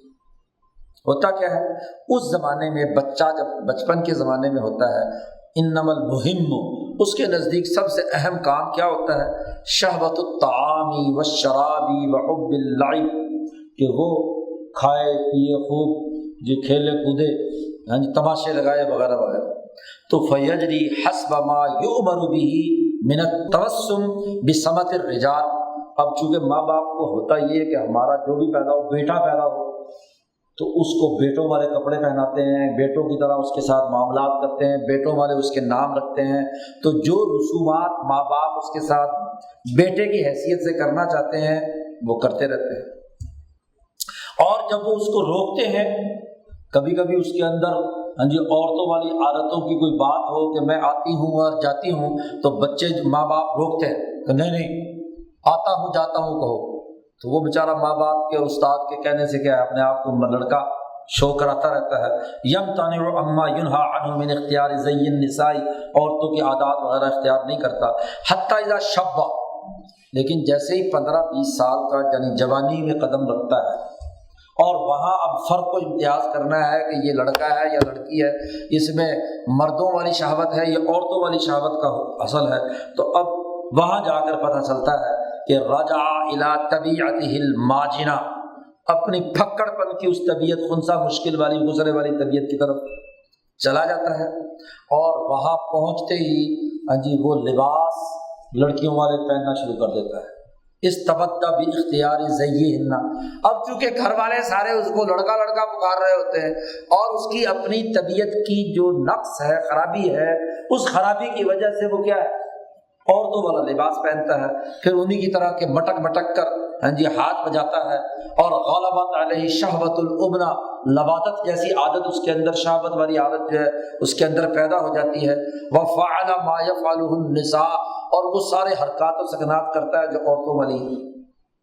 وتکلم بکلامہن، انہی کی طرح نزاکت کے ساتھ وہ بولتا ہے، اور پھر اپنا نام بھی لڑکیوں والا رکھ لیتا ہے،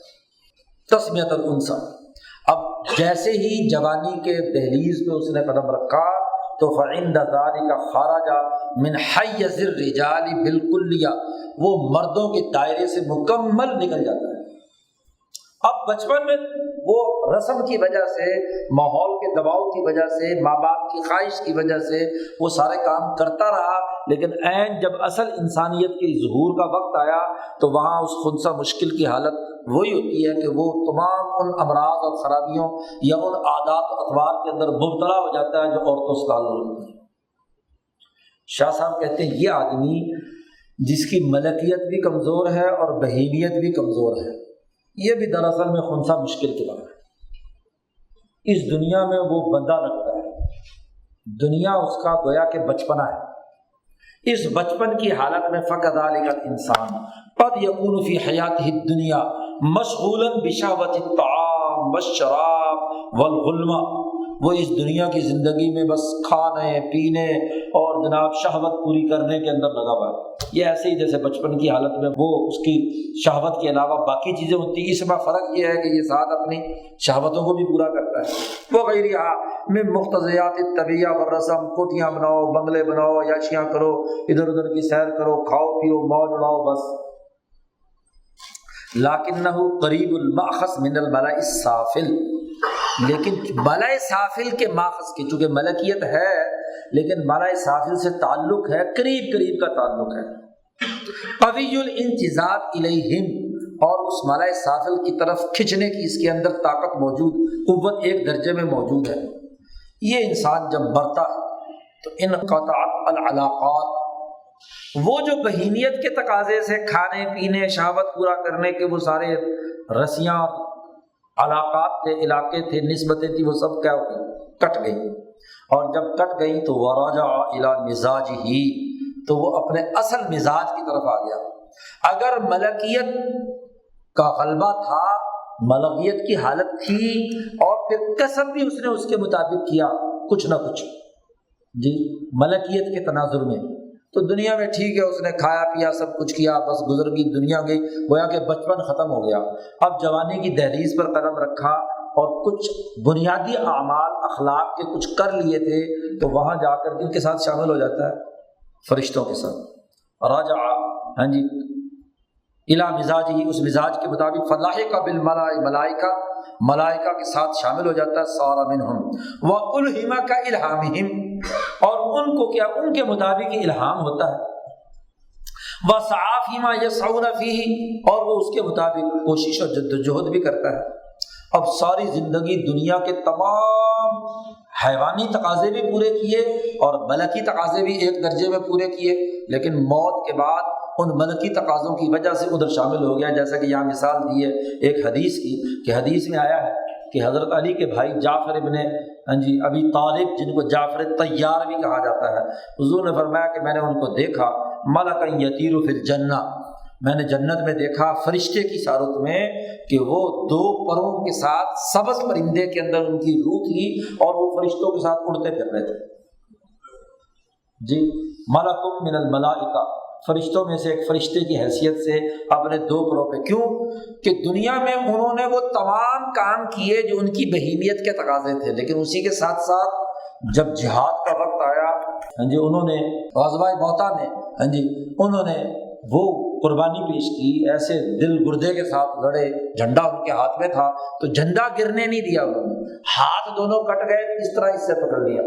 اور وہاں سے جب گرنے لگا شہید ہو کر گرے ہیں، تو جیسے ہی گرے تو دوسرے صحابی نے کیا جھنڈا اٹھا لیا، 3-4 صحابی یکے بعد دیگر جھنڈا بردار جو ہے وہ شہید ہوئے، تو ان میں جعفر تیار بھی تھے۔ اب باقی زندگی میں کوئی خاص نیک اعمال ایسے نہیں، لیکن اس موقع پر ایک ایسا عمل انہوں نے کیا کہ جس سے وہ یہ کیا ہے گویا کہ ان کا بچپن ختم ہوا، اور وہ ایک دم شہادت کے بعد سیدھے کیا ہے فرشتوں کی طرح اٹھائے گئے، وہاں فرشتے بن گئے۔ بلکہ یہاں تک آگے اگلے باب میں حدیث آئے گی کہ ایک کالی کلوٹی لونڈی حضور نے وہاں دیکھی جنت میں، تو حضور نے پوچھا یہ اس کا جنت میں کیا کام ہے؟ تو انہوں نے کہا کہ جعفر ابن ابی طالب کی کیا ہے شہوت کو اللہ میاں نے دیکھا تو اس کو ایسی لڑکیاں پسند تھی، اللہ میاں نے اس کے لیے بنائی ہے۔ بہیمیت ضعیف تھی، بچپنے کی طرح سارے کام کیے، اور ملکیت تھی، ملکیت کے تحت اخلاق میں سے کسی ایک خلق میں ایسا کسب کیا کہ جیسے یہ بچپن ختم ہوا تو اپنی اصل طبیعت کی طرف کیا چلے گئے، ملائکہ کی طرف چلے گئے۔ اور پھر بسا اوقات ان میں سے ایسے لوگ ہوتے ہیں ربما اشتغل ہؤلاء باعلاء کلمۃ اللہ، یہ لوگ اس طرح کے لوگ ایک رخ کے ہوتے ہیں، یا ملکیت کی طرف چلتے ہیں یا مکمل بہیمیت کی طرف۔ ملکیت کی طرف چلے تو اعلاء کلمۃ اللہ کے اندر مشغول ہوئے، اللہ کی سچی جماعت کے فوجی اور سپاہی بن کر اپنی جان قربان کر دی، نصرت کی، اور دنیا میں کسی انسان کی بھلائی کا کوئی کام ایسا کر دیا، ساری عمر کھانے پینے کی اور شہوتوں کے سارے کام کیے، آخر میں آ کر توفیق ہوئی اور ان کی ملکیت جاگ گئی، اور انہوں نے ایسا کسب کیا کہ جو کسی انسان کی خیر خواہی، کسی بھلائی، کسی کی غربت دور کی، کسی کا مسئلہ حل کیا، اس کے نتیجے میں وہ ایک دم دوسرے رخ پر پلٹے اور وہاں جا کر دوسری طرف۔ اور ایسے انسان جب موت کے بعد عالم برزخ میں پہنچیں گے تو اشتاق بعضهم الى صورت جسدیۃ اشتیاقا شدیدا، وہاں جا کر بھی اللہ میاں سے کہیں گے کہ اللہ میاں ہمیں جسم چاہیے، ہم جسم کے بغیر، تاکہ ہم جیسے دنیا میں مدد کرتے تھے نا سچی جماعت کی، تو ہمیں ویسا ہی جسم چاہیے، یہاں برزخ میں رہ کر بھی ان سچے مسلمانوں کی جو دنیا میں ہیں ان کی مدد کرنے کے لیے میدان میں اترا کریں گے۔ ناشئا من اصل جبلتہ، اور وہ اپنی اصل جبلت سے مطالبہ کریں گے کہ ہمیں جسم چاہیے۔ تو فقرع ذلک بابا من المثال، تو عالم مثال کا دروازہ کھٹکائیں گے وہ، اور وہاں سے انہیں قوت حاصل ہوگی نسمہ ہوائی کی، اور ان کو ایسا جسم مل جائے گا جو جس میں نورانی ہوگا۔ عالم مثال سے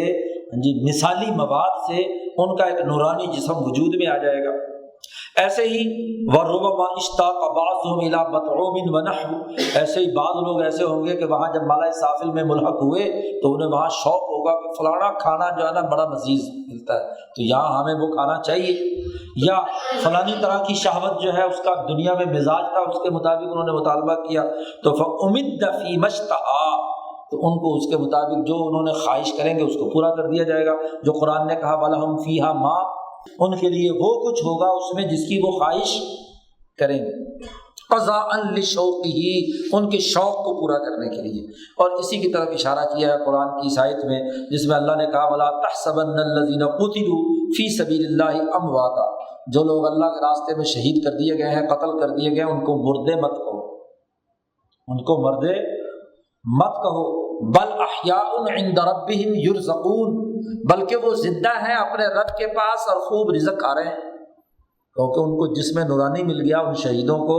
ان کو وہاں رزق مل گیا، تو یرزقون فرحین بما آتاہم اللہ من فضلہ، اور اللہ نے ان کے اوپر بڑا فضل کیا، اس کی وجہ سے وہ بڑے خوش ہیں۔ تو جو لوگ اس تیسری قسم کے ہیں یہ ملائے سافل میں سے کسی کے ساتھ جب جا کر ملتے ہیں تو ان کی جسمانی لذتیں اور جسمانی انعامات ان کو ہوتے ہیں۔ یاد رکھو پہلی والی جو دو قسم کے لوگ ہیں وہ چونکہ ملائے اعلیٰ سے تعلق رکھتے ہیں، ان کی لذت مشاہدہ باری تعالیٰ ہے، ان کی لذت عین وہ اخلاق، طہارت کے اخلاق سے ہی، حالت سے ہی انہیں لذت ملتی ہے، انہیں کسی اور جسم کی خواہش یا تقاضے کی معاملہ ان کا نہیں ہے۔ ہاں جی، ان کو عدالت سے ہی خاص لذت ملتی ہے، وہ اسی لذت کے اندر مگن ہے، انہیں اخبات سے ہی کیا ہے لذت ملتی ہے، اسی کے اندر مگن ہے۔ لیکن یہ جو تیسری قسم کے لوگ ہیں، یہ چونکہ ملکیت کمزور ہے، ملائے سافل کے ساتھ تعلق رکھتے ہیں، تو ملائے سافل میں کھانے پینے، غذائیں، ضروریات وغیرہ وغیرہ، یہی ان کی جنت کی چیزیں ہیں، یہی ان کی خواہشات ہیں جو ان کو کیا ہے پوری کر دی جائیں گی۔ یہ جو آدمی ہیں، ان کی ایک قسم تو وہ ہے جو ملکیت کے راستے پر چلی، اگرچہ کمزور تھی اور ملائے سافل سے مل گئی، ان کے لیے تو یہ انعامات ہیں۔ وَإِذَا هَؤُلَاءِ، ان کے بالمقابل یہی بہیمیت اور ملکیت کے کمزور والے لوگ ایک اور قوم ہے جو قریب الماخذ من الشیاطین، جیسے وہ قریب الماخذ الی الملکیہ تھے نا ملائے سافل کی طرف، ایسے ہی یہ اسی تیسری قسم کی، اس تیسری قسم کا دوسرا ان کی مقابل قوم ہے جو قریب الماخذ من الشیاطین، چونکہ اس کی بہیمیت ضعیف ہے، ملکیت ضعیف ہے، تو ان کی بہیمیت کو مدد مل رہی ہے کہاں سے؟ شیطانوں کی طرف سے، اور وہ یا تو جبلتاً ہے یعنی حیوانیت کا غلبہ ہے، اور کسبن ہے۔ جبلت کا مطلب کیا ہے؟ جبلت کا مطلب یہ کہ ان کا مزاج ہی پیدائشی طور پر کیا ہے فاسد اور خراب تھا، انہوں نے جو آراء اور رائے قائم کی وہ حق کے بالکل بالمقابل، اور رائے کلی یا اجتماعی مفاد سے سرے سے ہی مختلف، علی طرف شاسع من محاسن الاخلاق، اچھے اخلاق سے بہت دوری پر ان کا مزاج واقع ہوا تھا، اور کسبن بھی کہ انہوں نے پھر دنیا میں اعمال اور کسب بھی وہی کیے، بأن لابست حیات خسیسہ، ہاں جی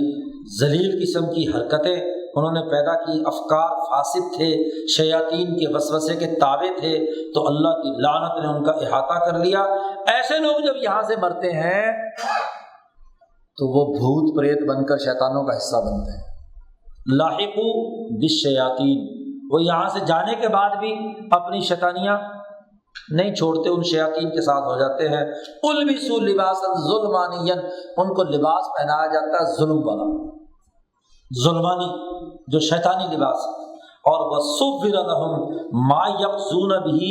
بَعْضَ بَطْرِهِم مِّنَ الْمَلَاذِ الْخَسِيسَةِ، اور ان کے سامنے وہ غلط حرکتیں، شیطانی حرکتیں ان کی جو وہ ہاں جی وہاں پورا کرنا چاہتے ہیں شیطانی، تو ان کا پورا کرنے کا بھی ان کو وہاں موقع ملتا ہے، اور ان کی سزا بھی اسی طریقے سے کیا اس کے مطابق ہوتی رہتی ہے۔ شاہ صاحب کہتے ہیں جو پہلی قسم ہے اس تیسری قسم کی، ینعم بحدوث ابتہاج فی نفسہ، اس کو نعمت محسوس ہوتی ہے اس کے نفس میں اچھائی کے ذریعے سے، اور جو دوسرا ہے اسے عذاب محسوس ہوتا ہے بضیق و غم، غم کا اور اذیت اور تنگ دلی کا، اس مخنث کی طرح، اس مخنث کی طرح، خنثی مشکل کی طرح، کہ جو یہ جانتا ہے کہ یہ خنثی مشکل ہونا، خواجہ سرا ہونا، یہ انسانوں کے مرد اور عورتوں کے مقابلے میں بدتر حالت ہے، لیکن لا یستطیع الاقلاع عنہا،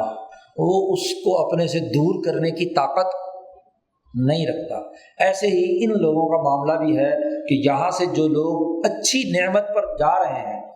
وہاں کھانا پینا سارے کام کر رہے ہیں، جن کو انعام بھی ملا ہے جنت کا، لیکن ظاہر ہے کہ وہاں جا کر انہیں پتہ چلتا ہے کہ ایک جنت کا اعلیٰ ترین درجہ ہے، تو وہ باوجود کوشش کے اس دائرے سے اوپر جانے کی نہ جبلی استعداد رکھتے ہیں نہ کسبی استعداد رکھتے ہیں۔ ایسے ہی وہ جو شیطانوں کے ساتھ جا کر ملے ہیں، ان کو وہاں جو تنگی اور مصیبت ہو رہی ہے، اس مصیبت کے باوجود بھی وہ چاہتے ہیں کہ جی یہ انسانوں کی بدترین حالت ہے، لیکن وہاں ایسے عذاب میں مبتلا ہو گئے کہ اب اس سے نکلنے کی صلاحیت اور استعداد ان کے اندر نہیں ہے۔ تین قسمیں ہوں گی۔ چوتھی قسم وَصِنْفٌ هُمْ أَهْلُ الْإِسْتِلَاحِ قَوِيَّةٌ بَهِیمَتُهُمْ ضَعِیفَةٌ مَلَکِیَتُهُمْ، چوتھی قسم وہ ہے کہ جن کی ملکیت اور بہیمیت میں صلح آپس میں، لیکن ان کی بہیمیت مضبوط ہے اور ملکیت ضعیف ہے۔ اگر صلح نہ ہو تو پھر تو بہت ہی بری حالت ہے نا، پھر تو کیا تجاذب ہو تو وہ تو بدری کے اولا اس میں شامل ہوں گے، لیکن جو لوگ ہاں جی جن کے اندر تصالح پایا جاتا ہے بہیمیت اور ملکیت میں، اور بہیمیت طاقتور ہے اور ملکیت ضعیف ہے، شاہ صاحب کہتے ہیں ہم اکثر الناس وجودا، انسانیت کی اکثریت اس چوتھی قسم میں شامل ہے، نہ پہلی میں، نہ دوسری میں، نہ تیسری، اس میں تو گنے چنے لوگ ہوتے ہیں، اور یہ جو چوتھی قسم ہے اکثر انسان اس چوتھی قسم کے اندر شامل ہے۔ ان کا معاملہ کیا ہے؟ یکون غالب امورہم تابعا للصورت الحیوانیہ، ان لوگوں کے زیادہ تر معاملات اپنی حیوانی صورت کے تابع ہوتے ہیں، چونکہ بہیمیت قوی ہوتی ہے اور ملکیت بیچاری ضعیف ہوتی ہے۔ المجبولہ علی التصرف فی البدن، وہ جبلی طور پر ان کی بہیمیت ہی ان کے بدن کے اندر تصرف کر رہی ہے، والانغماس فیہ، اسی کے اندر وہ ڈوبی بھی ہے۔ ایسے لوگ جب مرتے ہیں فلا یکون الموت انفکاکا لنفوسہم عن البدن بالکلیہ، ان لوگوں کی چونکہ بہیمیت قوی ہوتی ہے اور بدن کے ساتھ بڑا گہرا تعلق ہوتا ہے، اور ملکیت بیچاری کمزور ہوتی ہے، ملکیت جب جاتی ہے یہاں سے، اب موت نام ہے حیوانیت اور جسم کے درمیان جدائی کا، لیکن یہ بہیمیت اور نسمہ بڑا طاقتور ہے، اور اس کو کھینچ کر کس نے لے جانا ہے؟ ملکیت نے۔ وہ ملکیت بیچاری ان کی کیا ہے؟ کمزور ہے، تو مرنے کے باوجود بھی ان کی بہیمیت کا ان کے جسم کے ساتھ تعلق برقرار رہتا ہے، مر جانے کے باوجود ان کے خیال میں صحیح، لیکن ان کا تعلق برقرار رہتا ہے۔ شاہ صاحب کہتے ہیں مکمل طور پر ان کا بدن ان کی روح سے جدا نہیں ہوتا، بلکہ تنفک تدبیراً، ظاہری طور پر جسم میں وہ بہیمیت کام نہیں کر سکتی، یعنی اس کا نظام ٹوٹ گیا اس کے ساتھ، ظاہری طور پر جسم الگ ہو گیا، لیکن اس بہیمیت کے وہم اور خیال کے اندر ایسا ہی ہے جیسا کہ ابھی بھی اس کے پاس جسم محسوس ہے۔ جیسے کسی آدمی کا ہاتھ کٹ گیا، پاؤں کٹ گیا، پیچھے مثال بھی دی تھی، اب اگرچہ عملاً تدبیراً سسٹم کے تناظر میں ہاتھ جدا ہو چکا ہے، لیکن وہ آدمی جس کی بہیمیت قوی ہے وہ اپنے خیال کے اعتبار سے یہ سمجھتا ہے کہ ہاتھ ابھی میرے ساتھ ہے، ہاتھ کے احساسات و ادراکات اس کے جسم میں اسی طریقے سے موجود ہیں۔ تو ایسے ہی بظاہر جسم جدا ہو گیا، ہاں جی مٹی میں مل گیا، لیکن اس کی بہیمیت کے اندر جسم سے اتنی اٹیچمنٹ ہے جسم عرضی کے ساتھ کہ وہمی طور پر اور علمی طور پر وہ یہ سمجھتا ہے کہ اس کی جو بہیمیت ہے یہی دراصل جسم، انہا عین الجسد، عین جسم ہے، گویا کہ اس کی روح ہے، حتی لو غطی الجسد، حتیٰ کہ اگر اس کے جسم کو تکلیف پہنچائی جائے، روندا جائے یا کاٹا جائے تو وہ یہ یقین رکھتا ہے کہ اسی کو کاٹا جا رہا ہے، اسی کو اذیت پہنچائی جا رہی ہے۔ شاہ صاحب کہتے ہیں ان کی علامت یہ ہے کہ انہم یقولون من جذر قلوبہم، یہ اپنے دل کی گہرائیوں سے یہ کہتے ہیں کہ ان ارواحہم عین اجسادہم، کہ ان کی روحیں دراصل جسمی ہیں، یا عرض طارئ علیہا، یا اس پر طاری ایک عارض، ایک وصف، وَإِن نَطَقَتْ أَلْسِنَتُهُمْ لِتَقْلِيدٍ أَوْ رَسْمٍ خِلَافِ ذَلِكَ،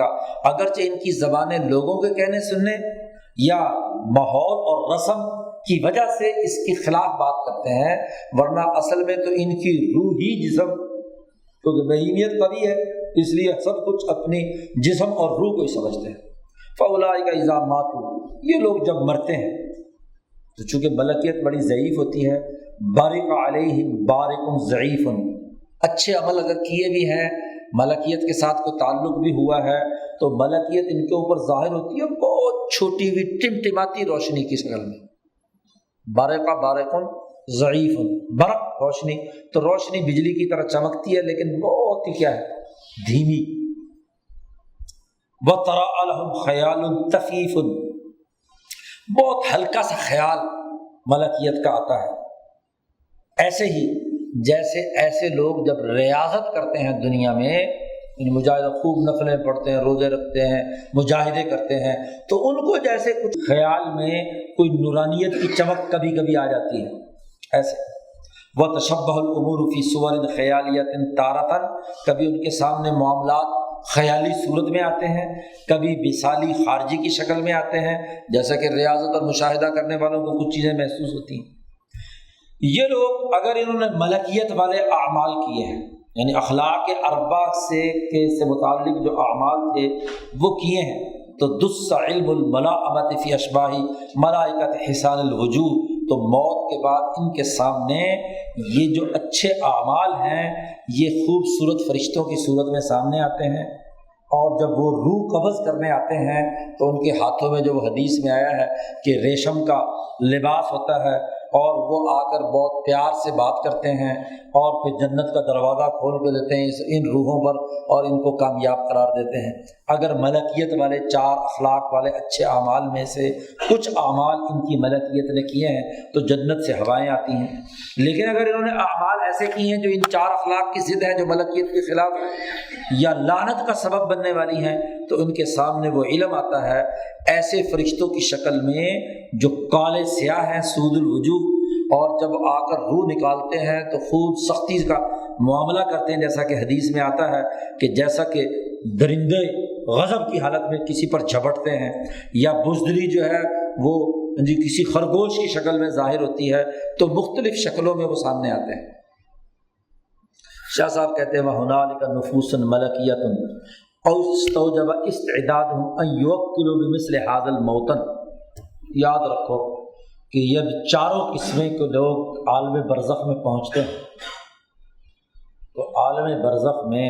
اللہ نے فرشتوں کی ایک ایسی فوج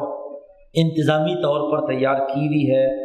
جن کی استعداد یہ ہے کہ وہ اس عالم برزخ کے پورے موطن کا سسٹم چلاتے ہیں، اس کی انتظامیہ ہے، سمجھ لو اس موطن یا اس وطن کی تمام تر کاموں کے وہ موکل کنٹرول کرتے ہیں۔ اب انہی فرشتوں کے ذریعے سے ہی اللہ تعالیٰ عذاب پہنچاتا ہے یا انعام پہنچاتا ہے، اور چونکہ مر کر اگلے جہان میں چلا گیا ہے تو اپنی ان آنکھوں سے ان عذاب کے یا انعام کے فرشتوں کا مشاہدہ کرتا ہے۔ وَإِنْ كَانَ أَهْلَ الدُّنْيَا لَا يَرَوْنَهُمْ عَيَانًا، دنیا والے اس کو ظاہری طور پر نہ بھی جانے لیکن مردہ جان رہا ہوتا ہے کہ میرے ساتھ کیا معاملہ ہوتا ہے، تو اس موطن کے اپنے موکل فرشتے ہیں وہ ظاہر ہوتے ہیں۔ پھر شاہ صاحب نے اس باب کے اختتام پر ایک علمی اور مسلمہ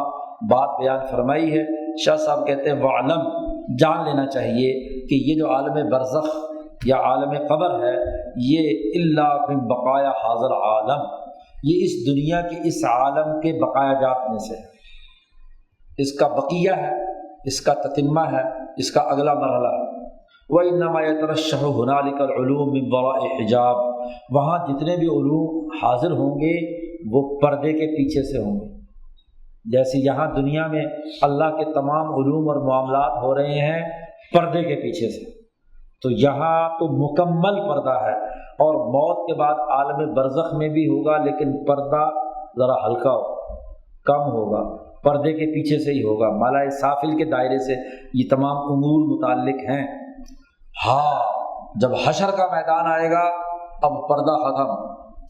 اب پردہ ختم، اب سب کا حشر ہے، اب جو بھی کچھ ہوگا سب کے سامنے ہوگا۔ اس لیے قرآن میں نقشہ کہتا ہے حشر کے میدان کا کہ اللہ میاں جب سارے لوگوں کو جمع کرے گا تو تخت پر بیٹھ کر استویٰ علی العرش تمام انسانوں کے سامنے آئے گا، اور اللہ میاں کہے گا لمن الملک اليوم للہ الواحد القہار، کس کے لیے بادشاہت ہے، کون ہے میرے مقابلے میں جو اپنی بادشاہت کا اعلان کرے،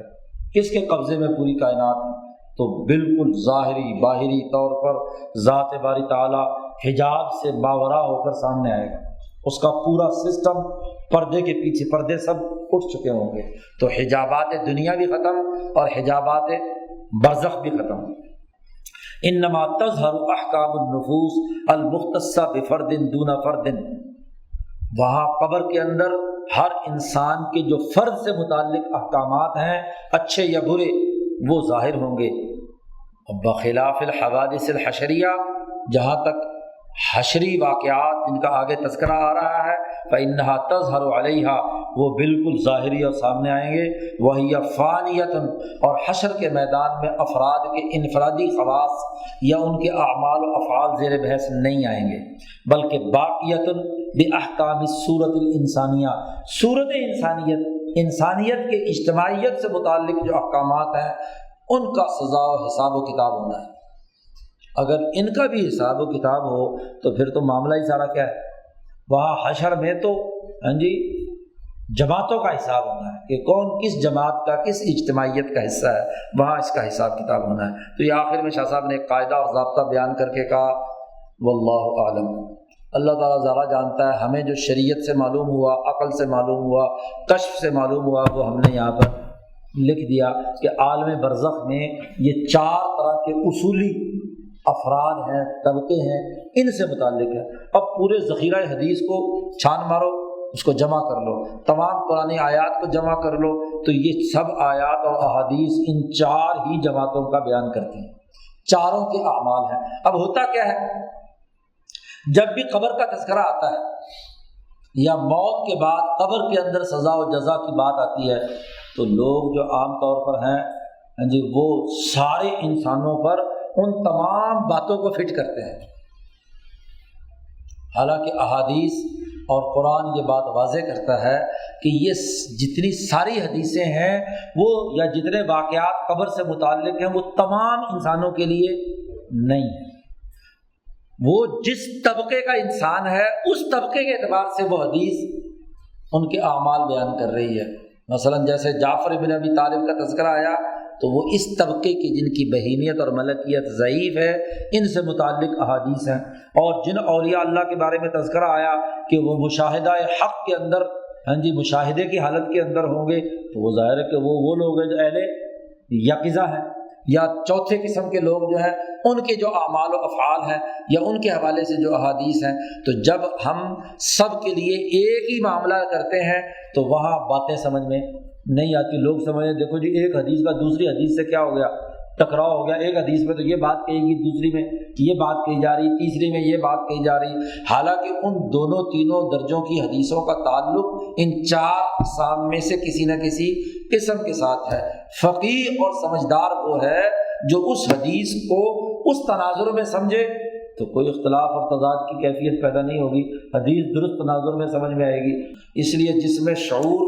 اصلی ہو اس کی اتباع کرنی چاہیے تاکہ شعور کا کچھ نہ کچھ وہ جاگنے کا عمل جو ہے وہ ہمارے اندر بھی تھوڑا بہت آ جائے، کوئی نہ کوئی اس کے قریب۔ ہمارا کام تو اہل یقظہ کو اکٹھا کرنا ہے، باشعور لوگوں کو اکٹھا کرنا ہے، ان کے لیے اصولی باتیں ہیں، ان لوگوں کو اکٹھا کرنا ہے جو اخلاق، اعلیٰ اخلاق اور مہارتوں کے حامل ہیں، جو ٹاپ مینجمنٹ کے ہیں، جس کو حضرت کئی دفعہ فرماتے تھے کہ ہمیں تو قیادت پیدا کرنی ہے، لیڈر بنانے ہیں۔ جو ولی اللہ فکر ہے وہ اہل یقظہ کے لیے یا ان کے قریب ان کی اتباع کے لیے ہے، تو وہ ہوں گے تو ظاہر ہے کہ کامیابی ہے۔ یہ باب مکمل ہو گیا، آخری باب اس کا رہ گیا جو انشاءاللہ اگلے بدھ کو سبق ہوگا اور اس میں مکمل کر دیا جائے گا۔ اللہ